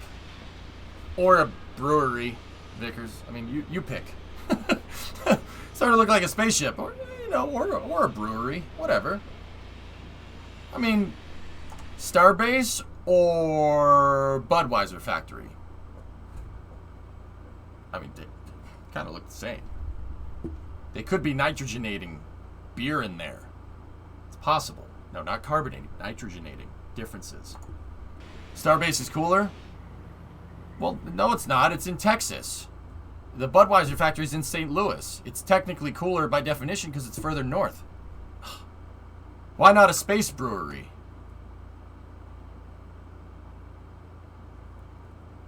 Rogue Bear, I like the way you think. Give this man a promotion. Seriously, though, I don't want to get drunk in space. That would either be the coolest thing ever or the worst thing ever. Like,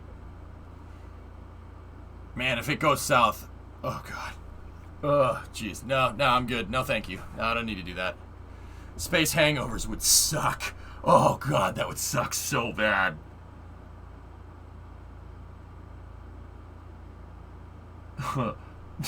Yeah, nope. Oh, dude, it's making me sick thinking about it. That would suck so hard. The next day would be horrible. Oh, that would be terrible. No, they would blow mostly chunks. I mean, also, you're not wrong, man. Kem, see your last. What's up, dude? Got some small Russian news for you. Yes. All right, we'll finish it on the other side of the Starship video, dude. Thank you. Spasibo. Making Budweiser for the high base so Elon could just watch his employees make his rockets out the window. At least you can't puke on your bed. Yeah, but you could blow chunks in and then like roll over and just. Oh no, man, no! I don't want this. Do not want. No, thank you.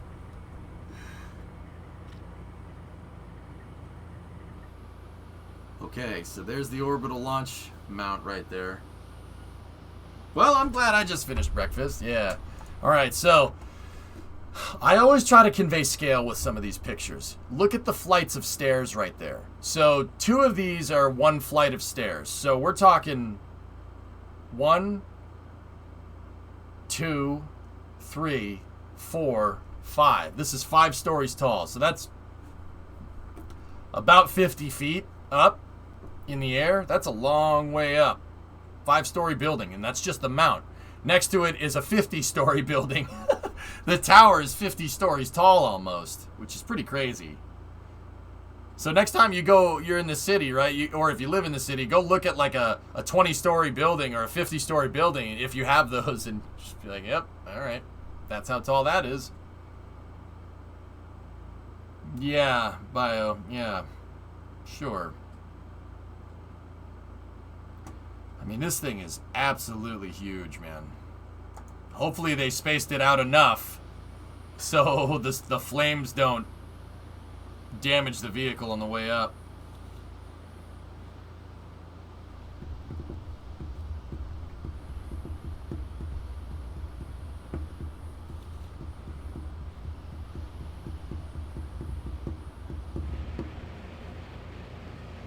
Those guys eating lunch up there? Discovery, go at throttle. Discovery, go at throttle up. Predominant, gifted a sub to Blue Origin?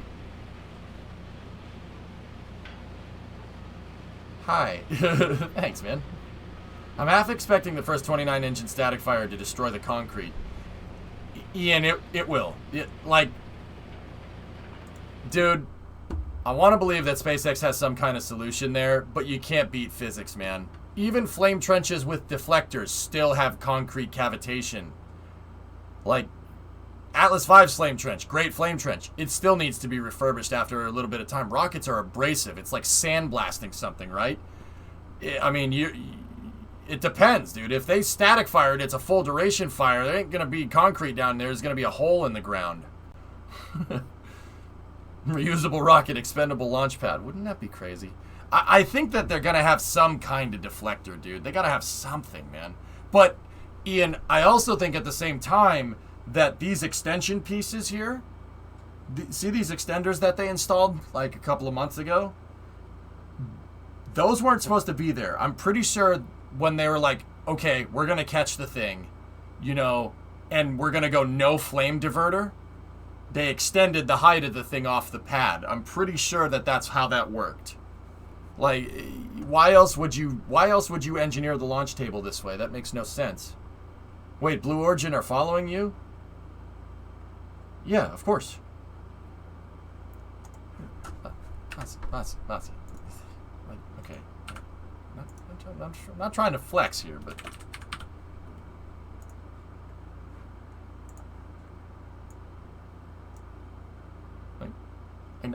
dude, I know them. Like, I know them. I know them. Like, like I've met with. So she didn't host the cast this morning, but Ariane, the woman that runs the cast, and Caitlin, the woman from all the New Glenn promo videos, I know them. I've met them before, one-on-one. So yeah, like I know who they are. They're really cool people. Like they're pretty space nuts. Like pretty space nuts if you ask me. Show off. No, they're cool. Dude, I know there's that whole lawsuit thing, but I really do like what Blue does. I firmly believe once they kind of get their bearings and figure this out a little bit, they'll, you know, people will come around. But with the lawsuit stuff, it might take some time. might take some time. They're suing NASA right now, for the people that don't know, or at least trying to bring them to court of federal claims, saying that there was a conflict of interest when NASA down selected one lander for HLS. That's a flex if I've ever seen one. Yeah, Kem, it's more boogeyman stuff, more divisive nonsense, and it's very tiring. I'm getting real sick of it. It's all so tiring, man. I'm just getting sick of it. Like, ugh, shut up. Like, dude, the fact that people are so willing to weigh in on something they have no idea about, like, is really kind of alarming, man. It's like, okay. Like, and I'm not saying I'm some expert over here on space flight either, but I know when to shut the hell up, you know what I mean? Because if I get something wrong, you know, chat's gonna let me know. Believe me, I'll hear about it. Doesn't matter. I could speak incorrectly, do what more words could like, and chat would be like, it's grammar. You know?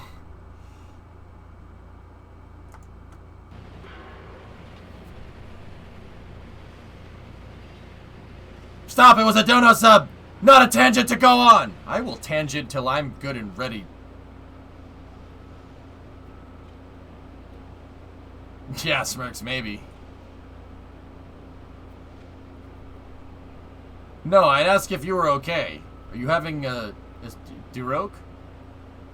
No. Pythos, if you smell burnt toast, though, then maybe. Do you smell burnt toast right now? I do not smell burnt toast. I'm just mining ore, listening to the stream. Get her done, boy. Get her done, boy! Tell me why must be a power boom. That the double attachment for the crane is called a power boom attachment, so see, power boom. I smell permanent marker. That's not good for you at all. You should stop that. I've had a few minis just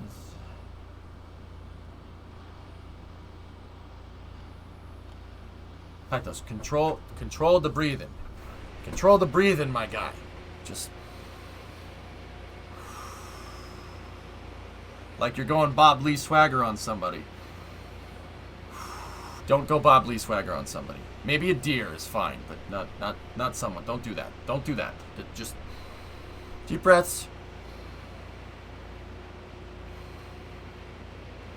This one is for orbital pink. Yep. Yeah, if it's toast, yeah.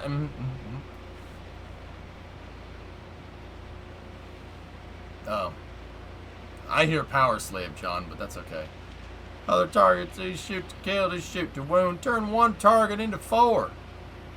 I know a guy, you know, he don't shoot no more. Welcome to Tennessee, the patron state of shooting stuff. That's 2 streams in a row where we've just gone on shooter tangents, but that's okay. That's fine. If we ever get to meet up in Vegas or someplace like that, we need to get some target coins for 100 meters and shoot them. Oh, you'll probably win, dude. I haven't shot in years. Probably a decade. Oh. Yeah. Yeah, that needs to change. Okay. Deer are people, too. Yeah. Whatever you do, just wash your hands, okay?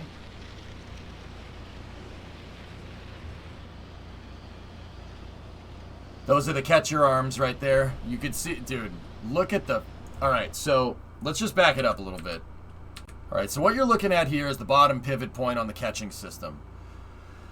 The crazy part about this is, look at... Alright, see the dude's hard hat right there? Look at how thick that freaking flange is. So that's a slotted, well, not slotted, it's a drilled, well, I don't even say it's drilled, it's probably made like that. I don't know what kind of CNC cutter did this, if at all. It may have cast it like this, but that piece is super thick, dummy thick, at least a foot, about 300 mil, easily. I mean, that is, so this is a major structural point. There's going to be a lot of shear load being put on this pin, especially when the booster gets caught.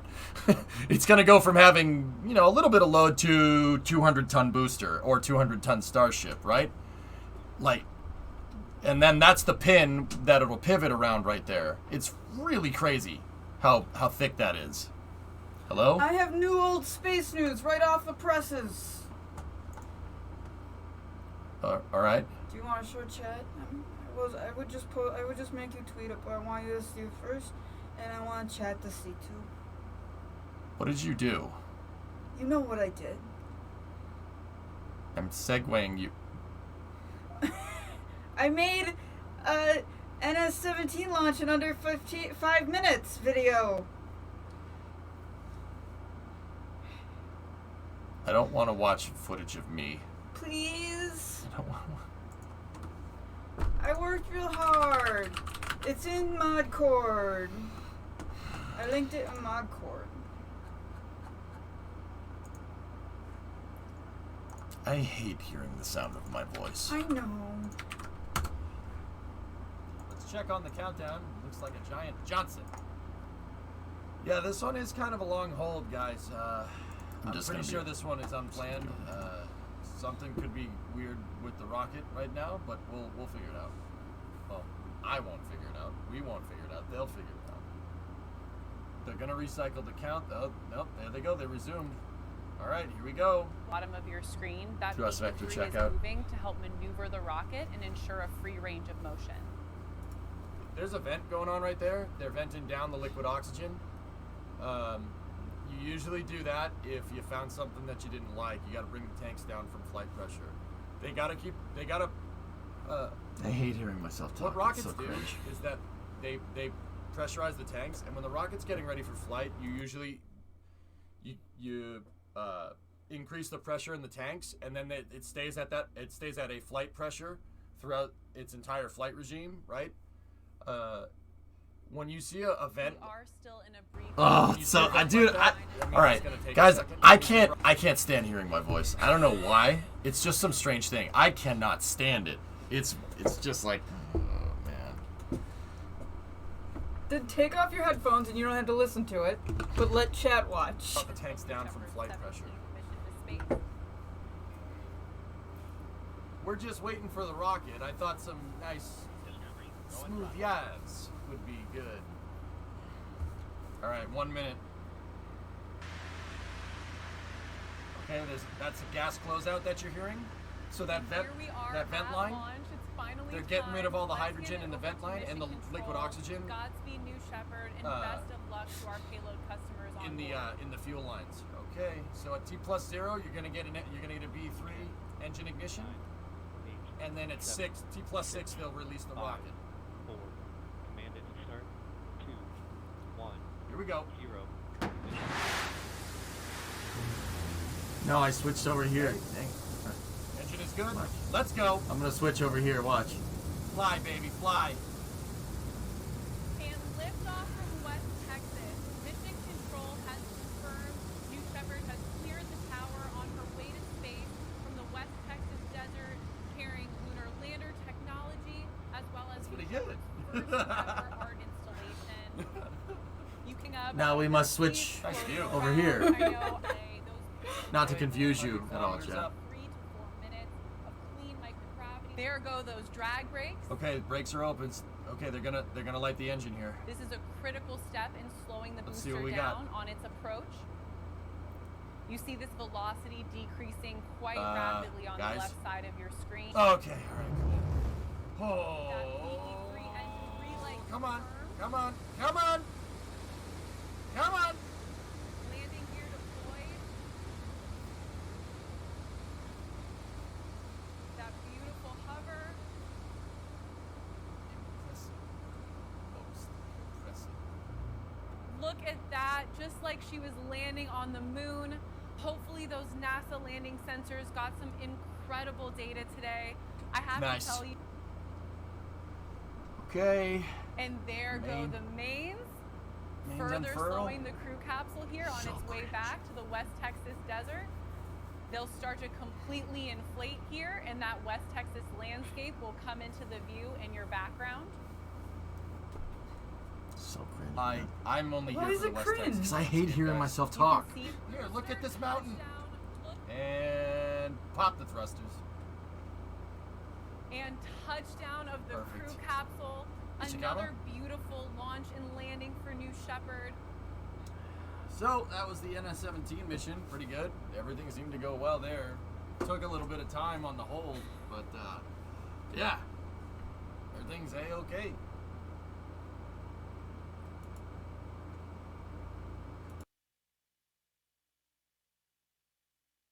I have Jeffrey Bezos. Oh, I wanted to put Jeffrey Bezos at the end of it, but we don't have it. I So, agree, hypersonic. chat, do you guys like that? Now, Brimo, is that up on the EJSA VOD's YouTube channel for people to see so they can like and subscribe to it if they want to see it because of the algorithm? I haven't listed it yet because I wanted you to see it first. But I will go list it and then I'll tweet it out and you'll have to retweet it. Or you could tweet it out as a functioning streamer who doesn't just retweet things that his girlfriend does for him. Nah.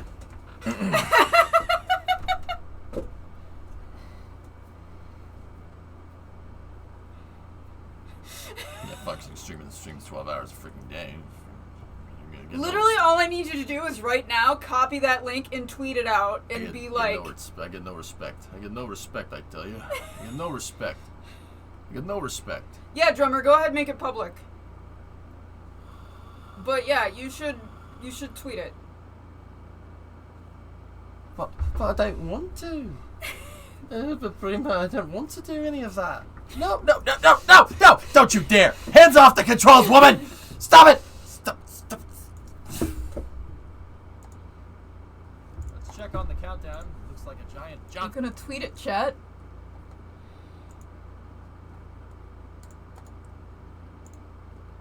Look at this, chat.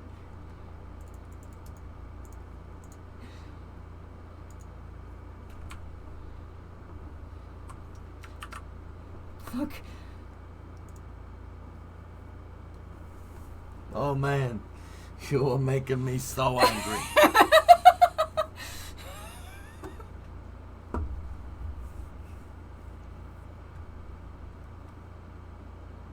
I'm glad you like. See, these are the kinds of things I always tell EJ he should do, and he always says, I don't know.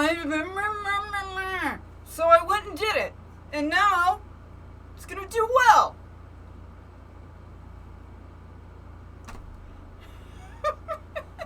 I do not like this thing you have done, so all I'm gonna say is look at the Twitter happenings section. And hopefully your day is ruined. Oh god. Okay. Scorched earth policy chat. Yeah, then I know. Behind every man is a nagging primo. Exactly. You're not wrong. Alright, I'll leave you alone now to suffer. Now that I've made you suffer. Why are we still here? I'm gonna try. Just to suffer. So that took me about 2 hours to do. So maybe it might take somebody who knows what they're doing slightly less time, and he might do it might be better. So just something to consider. I will consider this. All right. Consider it the wrong thing to do. You're Got right. I should just do it. What? Nothing. Love you. Love you too.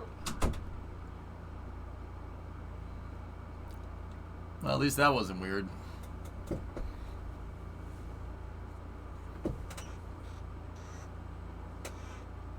Like, comment, and subscribe for the algorithm and stuff.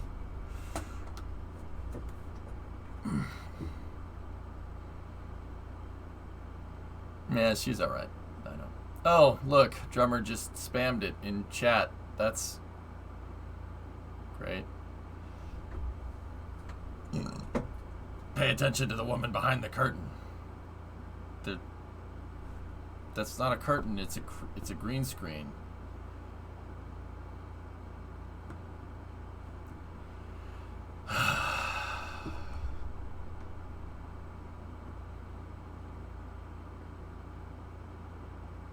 Refresh the Twitter page to see how it's doing and social medias.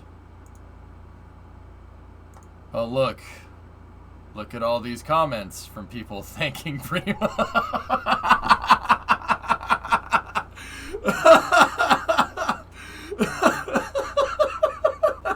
Okay, that's pretty funny. The YouTube comments? Oh, no. Oh, let's check on the count. Sick vid, bro. He talks so weird. You guys are real pieces of shit. You know that? Real pieces of crap. God damn, dude. You guys are real pieces. Thanks. Oh, man. Okay. Shall we get back to the NSF vid? Let's go back over there. But it's a sick vid, bro.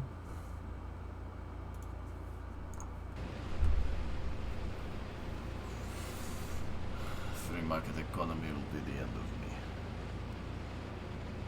Hey, Lima, take a hike.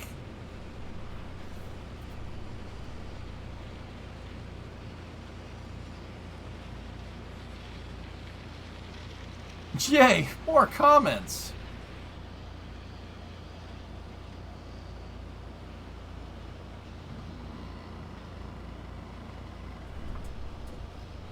I am upset and I am feeling emotions over this YouTube vid. I do not want to have these emotions over said YouTube vid. We will purge these emotions. Okay, I'm good. Emotions purged. All right, so let's go. Page turned.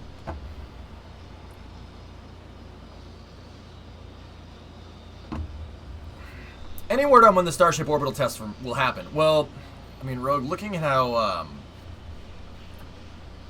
looking at kind of the construction on the catch arms and stuff, I'd say at least a month. We're at least a month out, dude. I've always said September. That's the quick disconnect arm for Starship right there. I was at 2 weeks. 2 weeks. No, so, okay. It looks like they're building the quick disconnect arm out, and it looks like they're installing all the equipment on the quick disconnect arm, and then the last thing they're going to do is install it, right? Because you don't want to work on the quick disconnect arm when it's, 200 feet up in the air. You install everything on it, and then use the power boom to put it up there in one shot, and then just have one guy go and connect all the hoses, and then you're good to go, right? So what do you mean, EJ? What does that have to do with when the pad's going to be ready? Well, they're going to install everything that they need to install on these things now, before the pad's ready to go. Now, if you look at these catcher arms and stuff, they look like a big space frame. You look at the trolley right there.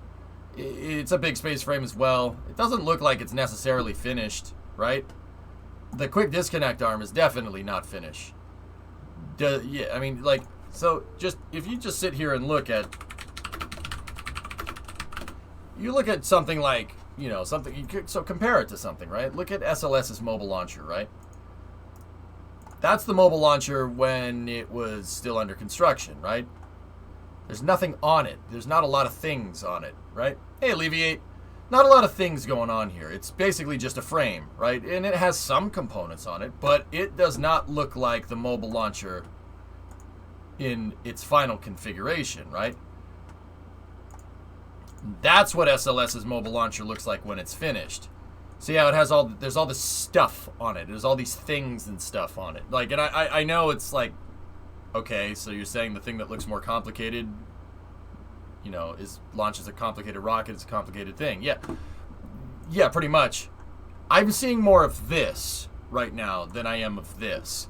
And that's not a knock on SpaceX. That's not anything like that. What it is just that they're not done. But SpaceX goes faster than everybody else with iterations. So, I mean, these look like they're getting there, but they don't look like they're ready just yet. So, that one of the final things you're going to see is them putting this thing, the quick disconnect and the catcher arms, onto the pad. That's one of the last things we're going to see. So, I would say we're at least still a month out. You can see, they have a lot of stuff on there. It looks like we got 3 main lines. You have your LOX line right there. The methane line is right there. And then you have another pipe over here that's a return line. It's most likely a methane return line that'll go back to the pad recondenser. Because you don't want to vent gaseous methane into the atmosphere. It's bad. So SpaceX uses a solar-powered methane recondenser, and I assume that the orbital pad will probably have it too. So this is a down pipe that takes the boiled off methane and sends it back down the stack. That's my guess. All of this other stuff could be nitrogen, electronics, could be conduits, could be a bunch of things. Could be a pneumatic line. There's a bunch of things that you need to get the thing to go. It's not just fuel and oxidizer. Sorry, I had an itch. Still no FAA approval, so it would continue to be a month out until that's posted, since it has a mandatory 30-day comment period. Yeah, EJB, yeah, there you go. I don't think the catcher arms will be needed for the orbital flight test, so they might prioritize the quick disconnect arm first. Well, they're clearly working on them in parallel, Torlav. You are right. I think they just want to finish the damn pad. I mean, because aren't the catcher arms supposed to put the thing onto the pad? And don't get me wrong, SpaceX has said that they'll just use the crane until the catcher arms are ready, but I mean, you got to test it somehow.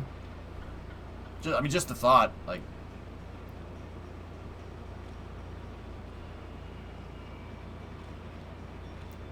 Damn, that's cool. But look at all the tiles that have cracked. I did talk about that a little bit yesterday. Oh, that's so damn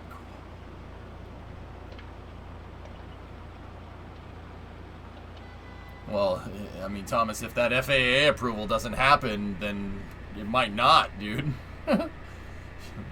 You know, they may just finish the pad in time.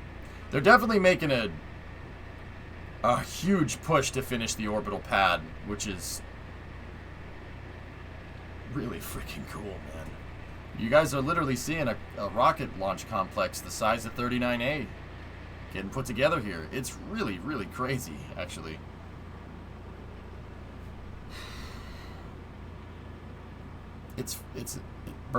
Burbs, it's unbelievable how fast it's going together.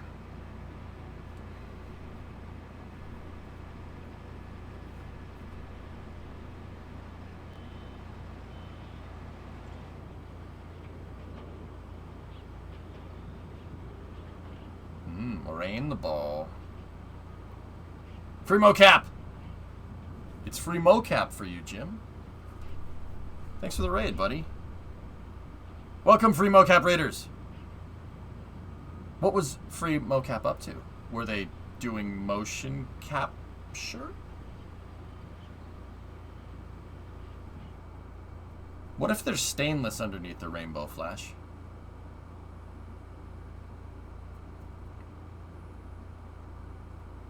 What's up, Hottest? How are you?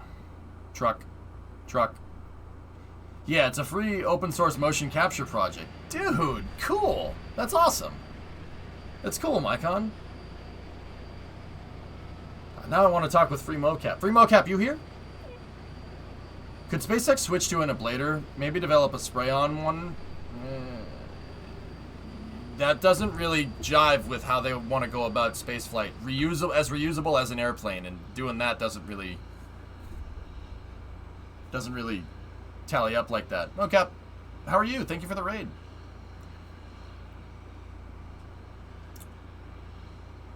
What were you working on? GitHub.com.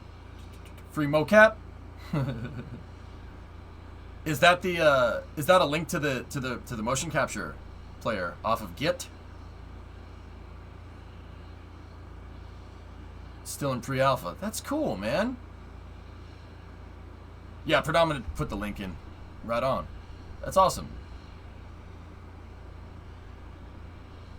Yeah, it's still in development, but we're getting there. Oh, right on. That's really cool. Very, very cool.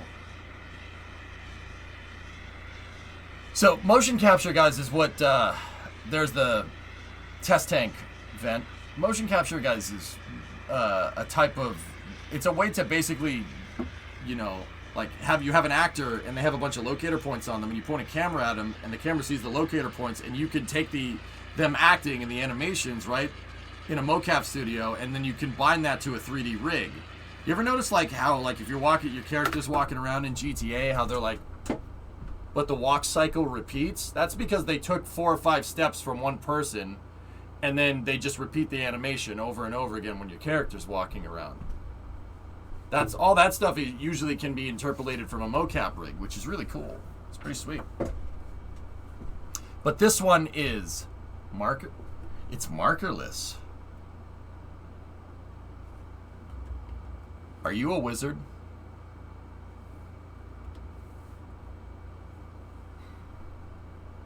That's cool.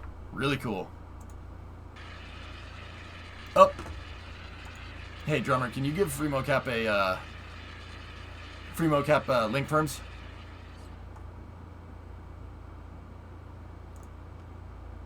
It's free. Mocap. Free.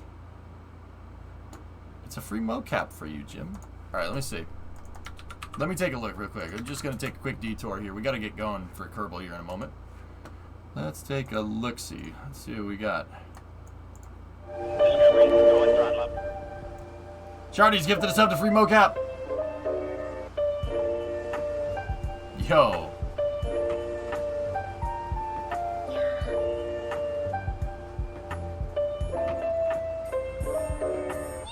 Are you serious right now?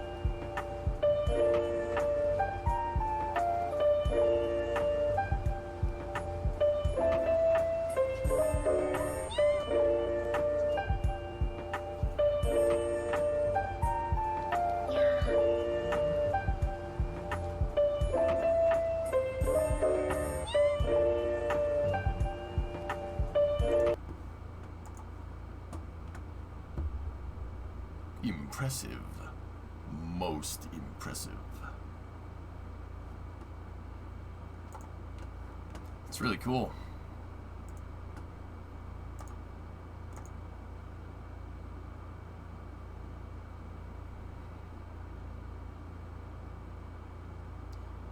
So, free mocap is this you? Whoa.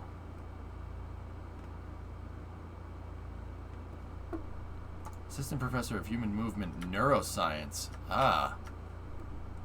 Some doing some motor cortex neuron firings up here, are we? That's really sick. Boston. Wait, you're local? What part of Boston are you in? What part of Boston are you in? I'm inside of 128. What part of Boston are you in? You might live down the street from me, dude.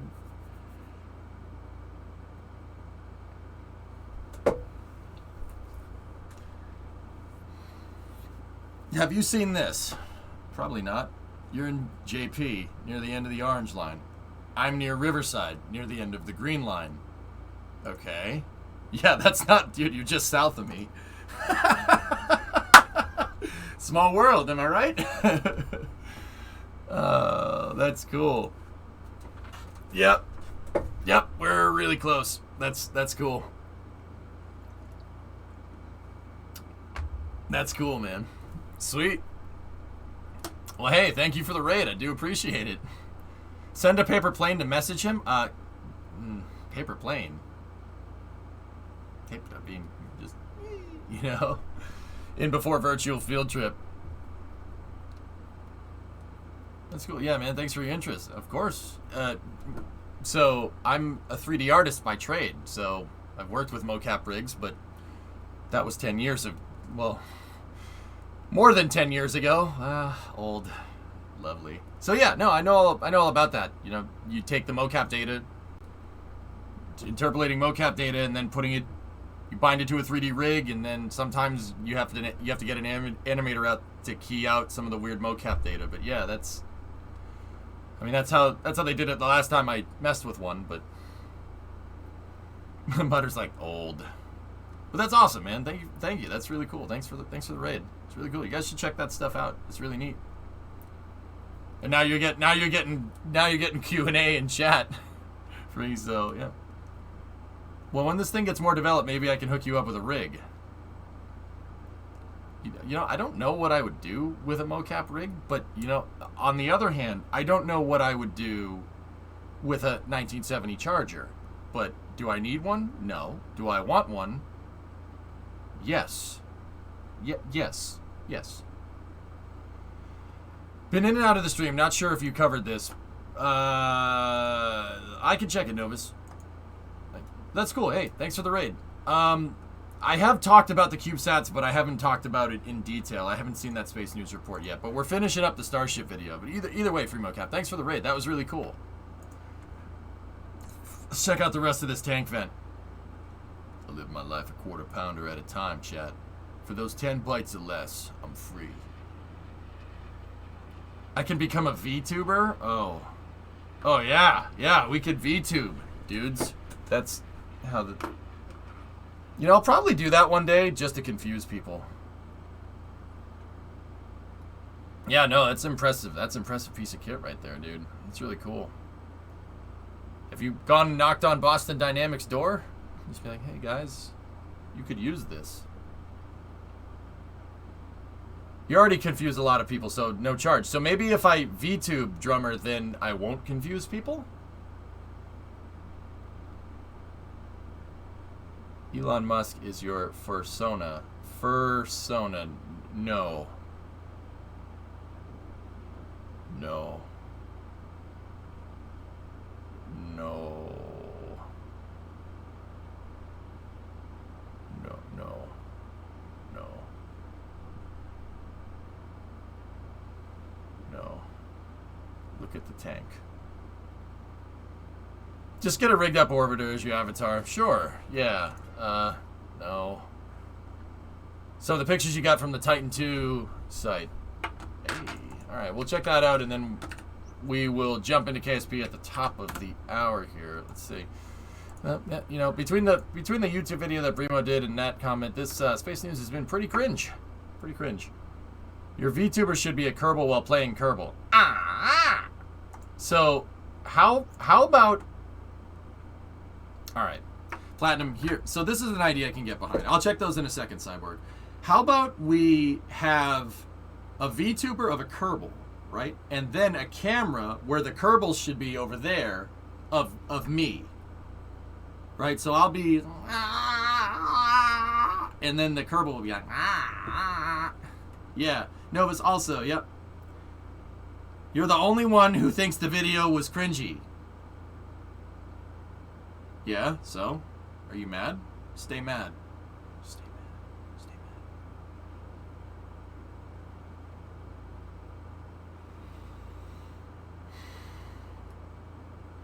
mad. No. Okay. All right. This conversation sucks. I'm changing the conversation. Look at this missile. This is the Titan II Missile Silo Museum in Tucson.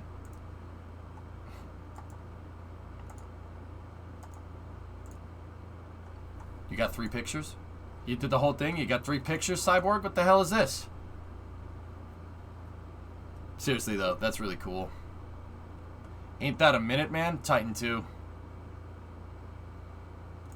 Last.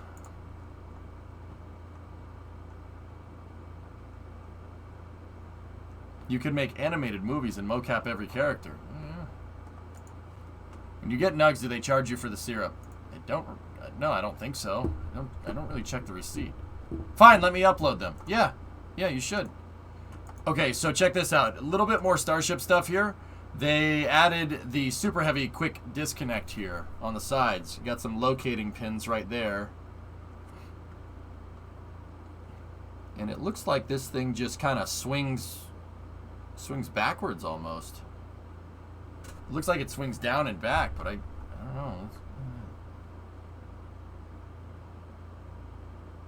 No, it actually retracts. It goes this way. It goes forward and back. I'll be back later, episode 204. Thank you.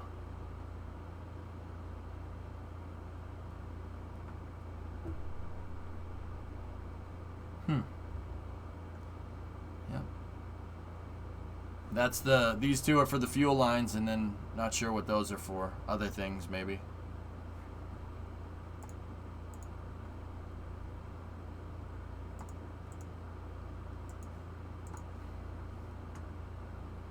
That's cool. So this is on the orbital launch mount. We'll probably see a video with this thing tomorrow or something.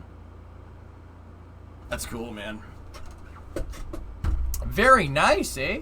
All right, what's this next one here? Okay, so here's the Delta 45 launch mission extension forecast. This is for the CRS-23 mission that it's going out on Saturday morning, if I'm remembering right. We do have the Astra launch at...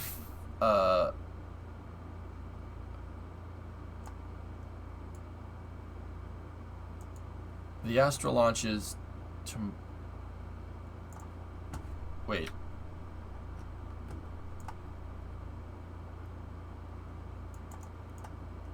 Nick, 31-month resub. Am I? I don't...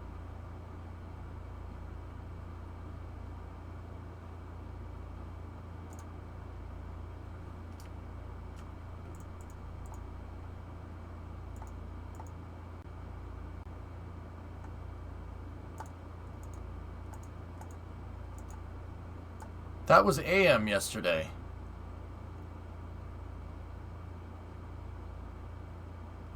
Oh, thank God. I don't need to go till 4 in the morning. Oh. Nice. Thank you. I don't know if that's a typo. That was 4 a.m. But the Falcon 9 CRS-23 mission is 3:37. It's a little bit later. What's our probability of violation? POV is 50. And then if there's a 24-hour delay, 40. Ooh, that one might not go either. Cumulus cloud rule, flight through precipitation, thick cloud layer rule. Basically, clouds with water in them is bad for rocket. The mid-level disturbance that brought thunderstorms, heavy rain, and gusty winds to the Space Coast during the overnight and morning hours will pass to our northwest later today, with mid-level ridging building back over the southeast U.S. by tomorrow. High pressure at the surface centered off the coast of the Carolinas will allow for a deep southeasterly flow regime Friday into Saturday morning and keeping ample moisture in the region. There you go. Is CRS flying north or south? I don't know. My guess is north. Hey Eric, what's going on? The app that I use says 5 p.m. Okay, cool. Yeah, CRS always flies north, exactly. And then we saw the drone ship path from Gav yesterday. So yeah, it's going north, John. You should be able to look out and see it. Cool. So, all right. I was going to go all the way till 4 a.m., but they had a 12-hour scrub. Astra had a 12-hour scrub. So, yeah, that actually makes things a little bit easier on me. So that should pretty much give us open reign for the rest of the night to get another shot at doing this lunar mission. What say you guys? You ready for some KSP or what? I think we got through all the space news. Let's rock. Does that mean no Starbase after KSP?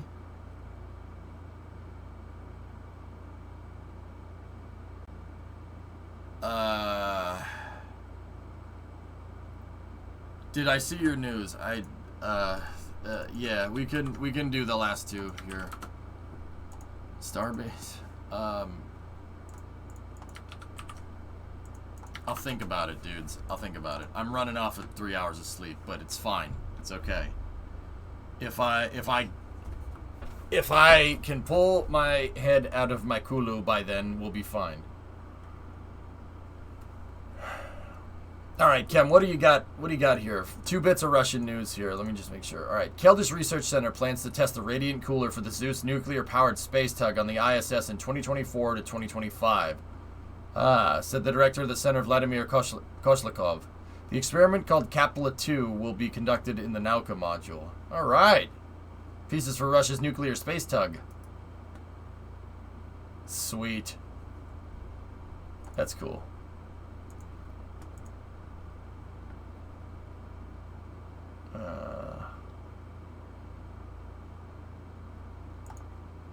The most important topic for us, where we expect breakthrough results. Only a nuclear space tug can become a transport space system for the movement of large scientific stations or manned orbital modules in the solar system and beyond.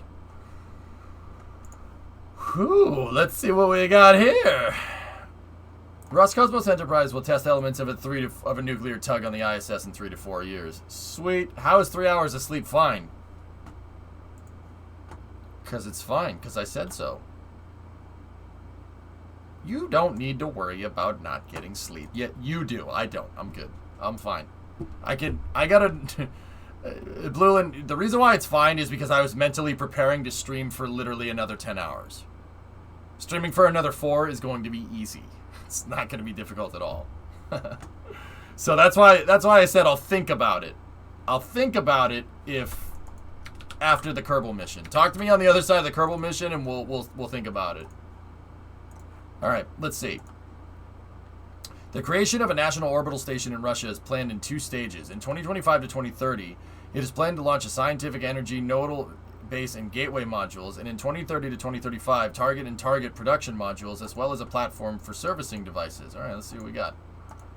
Решение научно-технического совета Роскосмоса о создании национальной орбитальной станции направлено в правительство, сообщил гендиректор госкорпорации Дмитрий Рогозин. Создание станции планируется в 2 этапа. На первом этапе с 2025 по 2030 годы намечается запустить научно-энергетический, узловой, базовый и шлюзовой модули. На втором этапе с 2030 по 2035 годы целевой. He's basically saying the same thing that's in the tweet. He's talking about the different modules there. He's saying that the voiceover is the same thing as the tweet. He's saying the modules that they're going to launch in 2025 to 2030, and then in the years 2030 to 2035, what their target modules after that. He's saying exactly the same as the tweet. Энергетический, узловой, базовый и шлюзовой модули. На втором этапе с 2030 по 2035 годы целевой и целевой производственный модули, а также платформу для обслуживания космических аппаратов. Станция будет не постоянно обитаемой, а посещаемой экипажами из 2-4 человек. Запуски к ней смогут проводиться с космодромов Байконур и Восточный. Летать к новой станции на первом этапе продолжат грузовые корабли «Прогресс» и пилотируемые корабли «Союз», а на втором – пилотируемые корабли «Орел». Hey, that last part wasn't in the tweet. Can I hear that one more time? Посещаемые экипажами из 2-4 человек. Запуски к ней смогут проводиться с космодромов Байконур и Восточный. Летать к новой станции на первом этапе продолжат грузовые корабли «Прогресс» и пилотируемые корабли «Союз», а на втором – пилотируемые корабли «Орел». Hey, that's cool. The station will initially be serviced by Soyuz in Progress, and then after that, in Phase 2, they'll use the Oriol capsule. Oriol. It'll be a non-permanently manned station with crews of 2 to 4. Interesting. Yeah, that's cool, Vasya. Yeah, I missed the crews of 2 to 4 part. Where does he say that? Hold on. You speak Russian. I'm learning it, Spaghetti. I'm learning it for this exact purpose. Dude, I'm listening for keywords, so I'm not near fluent. Dude, I can't read it. I'm not near fluent. I'm getting there though. Like I've been practicing. It's just, yeah, slow. Don't have a lot of extra time. How's EJ already knowing Russian? Because I practice, Orb.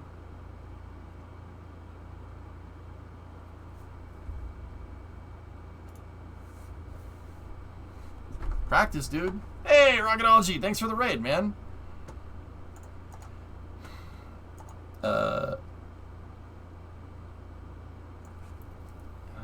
Let's see.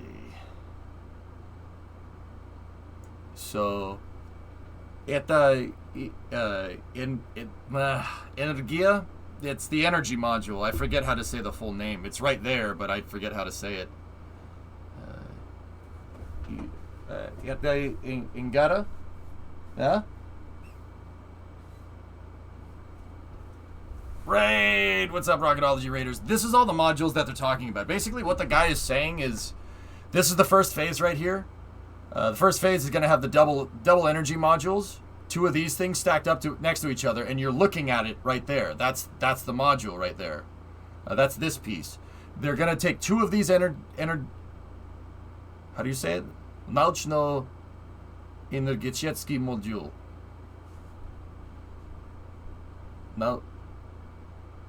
Научно-энергетический модуль.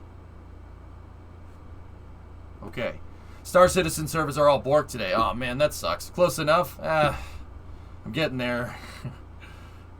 So there's 2 energy modules, and then there's 2 utility modules. So there's the Uzlovoy, which is like Prichel, the one that they're going to launch to the ISS as a central core node, and then there's another one attached to it. There's another utility module attached to the top. I think that's the one for the airlock, but that's where it went too fast for me.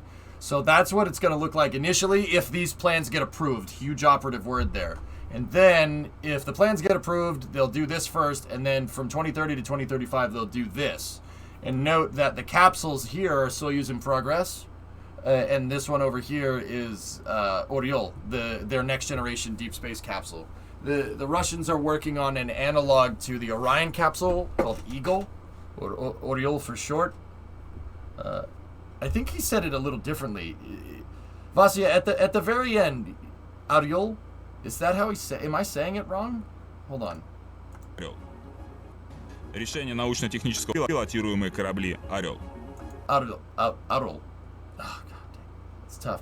I gotta go adult for a bit. Lurk mode engaged. All right, hey Rocket, thanks for the raid, dude. I appreciate it. You guys know my buddy Rocketology was trying to do some stuff in Star Citizen today, but it didn't work. Orel.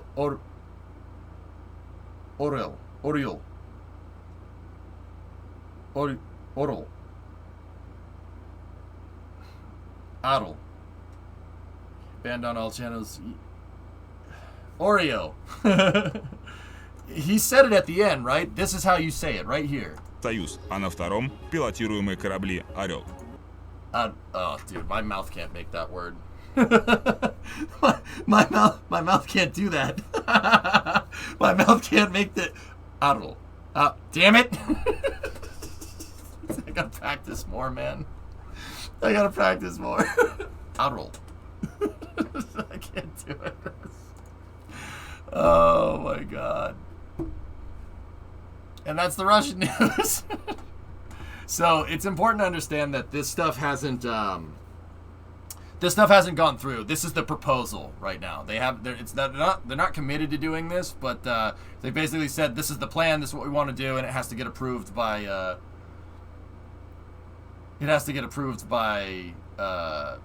Their government, right? Hot take: Federation was a better name. Dude, like,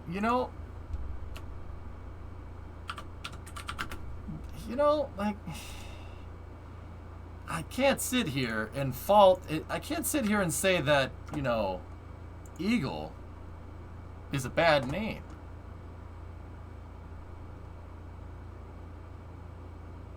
I can't say that Eagle is a bad name, dude. That's a great name for a spacecraft. That's a great name.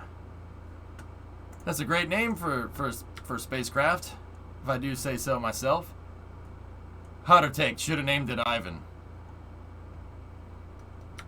Ivan. Yep.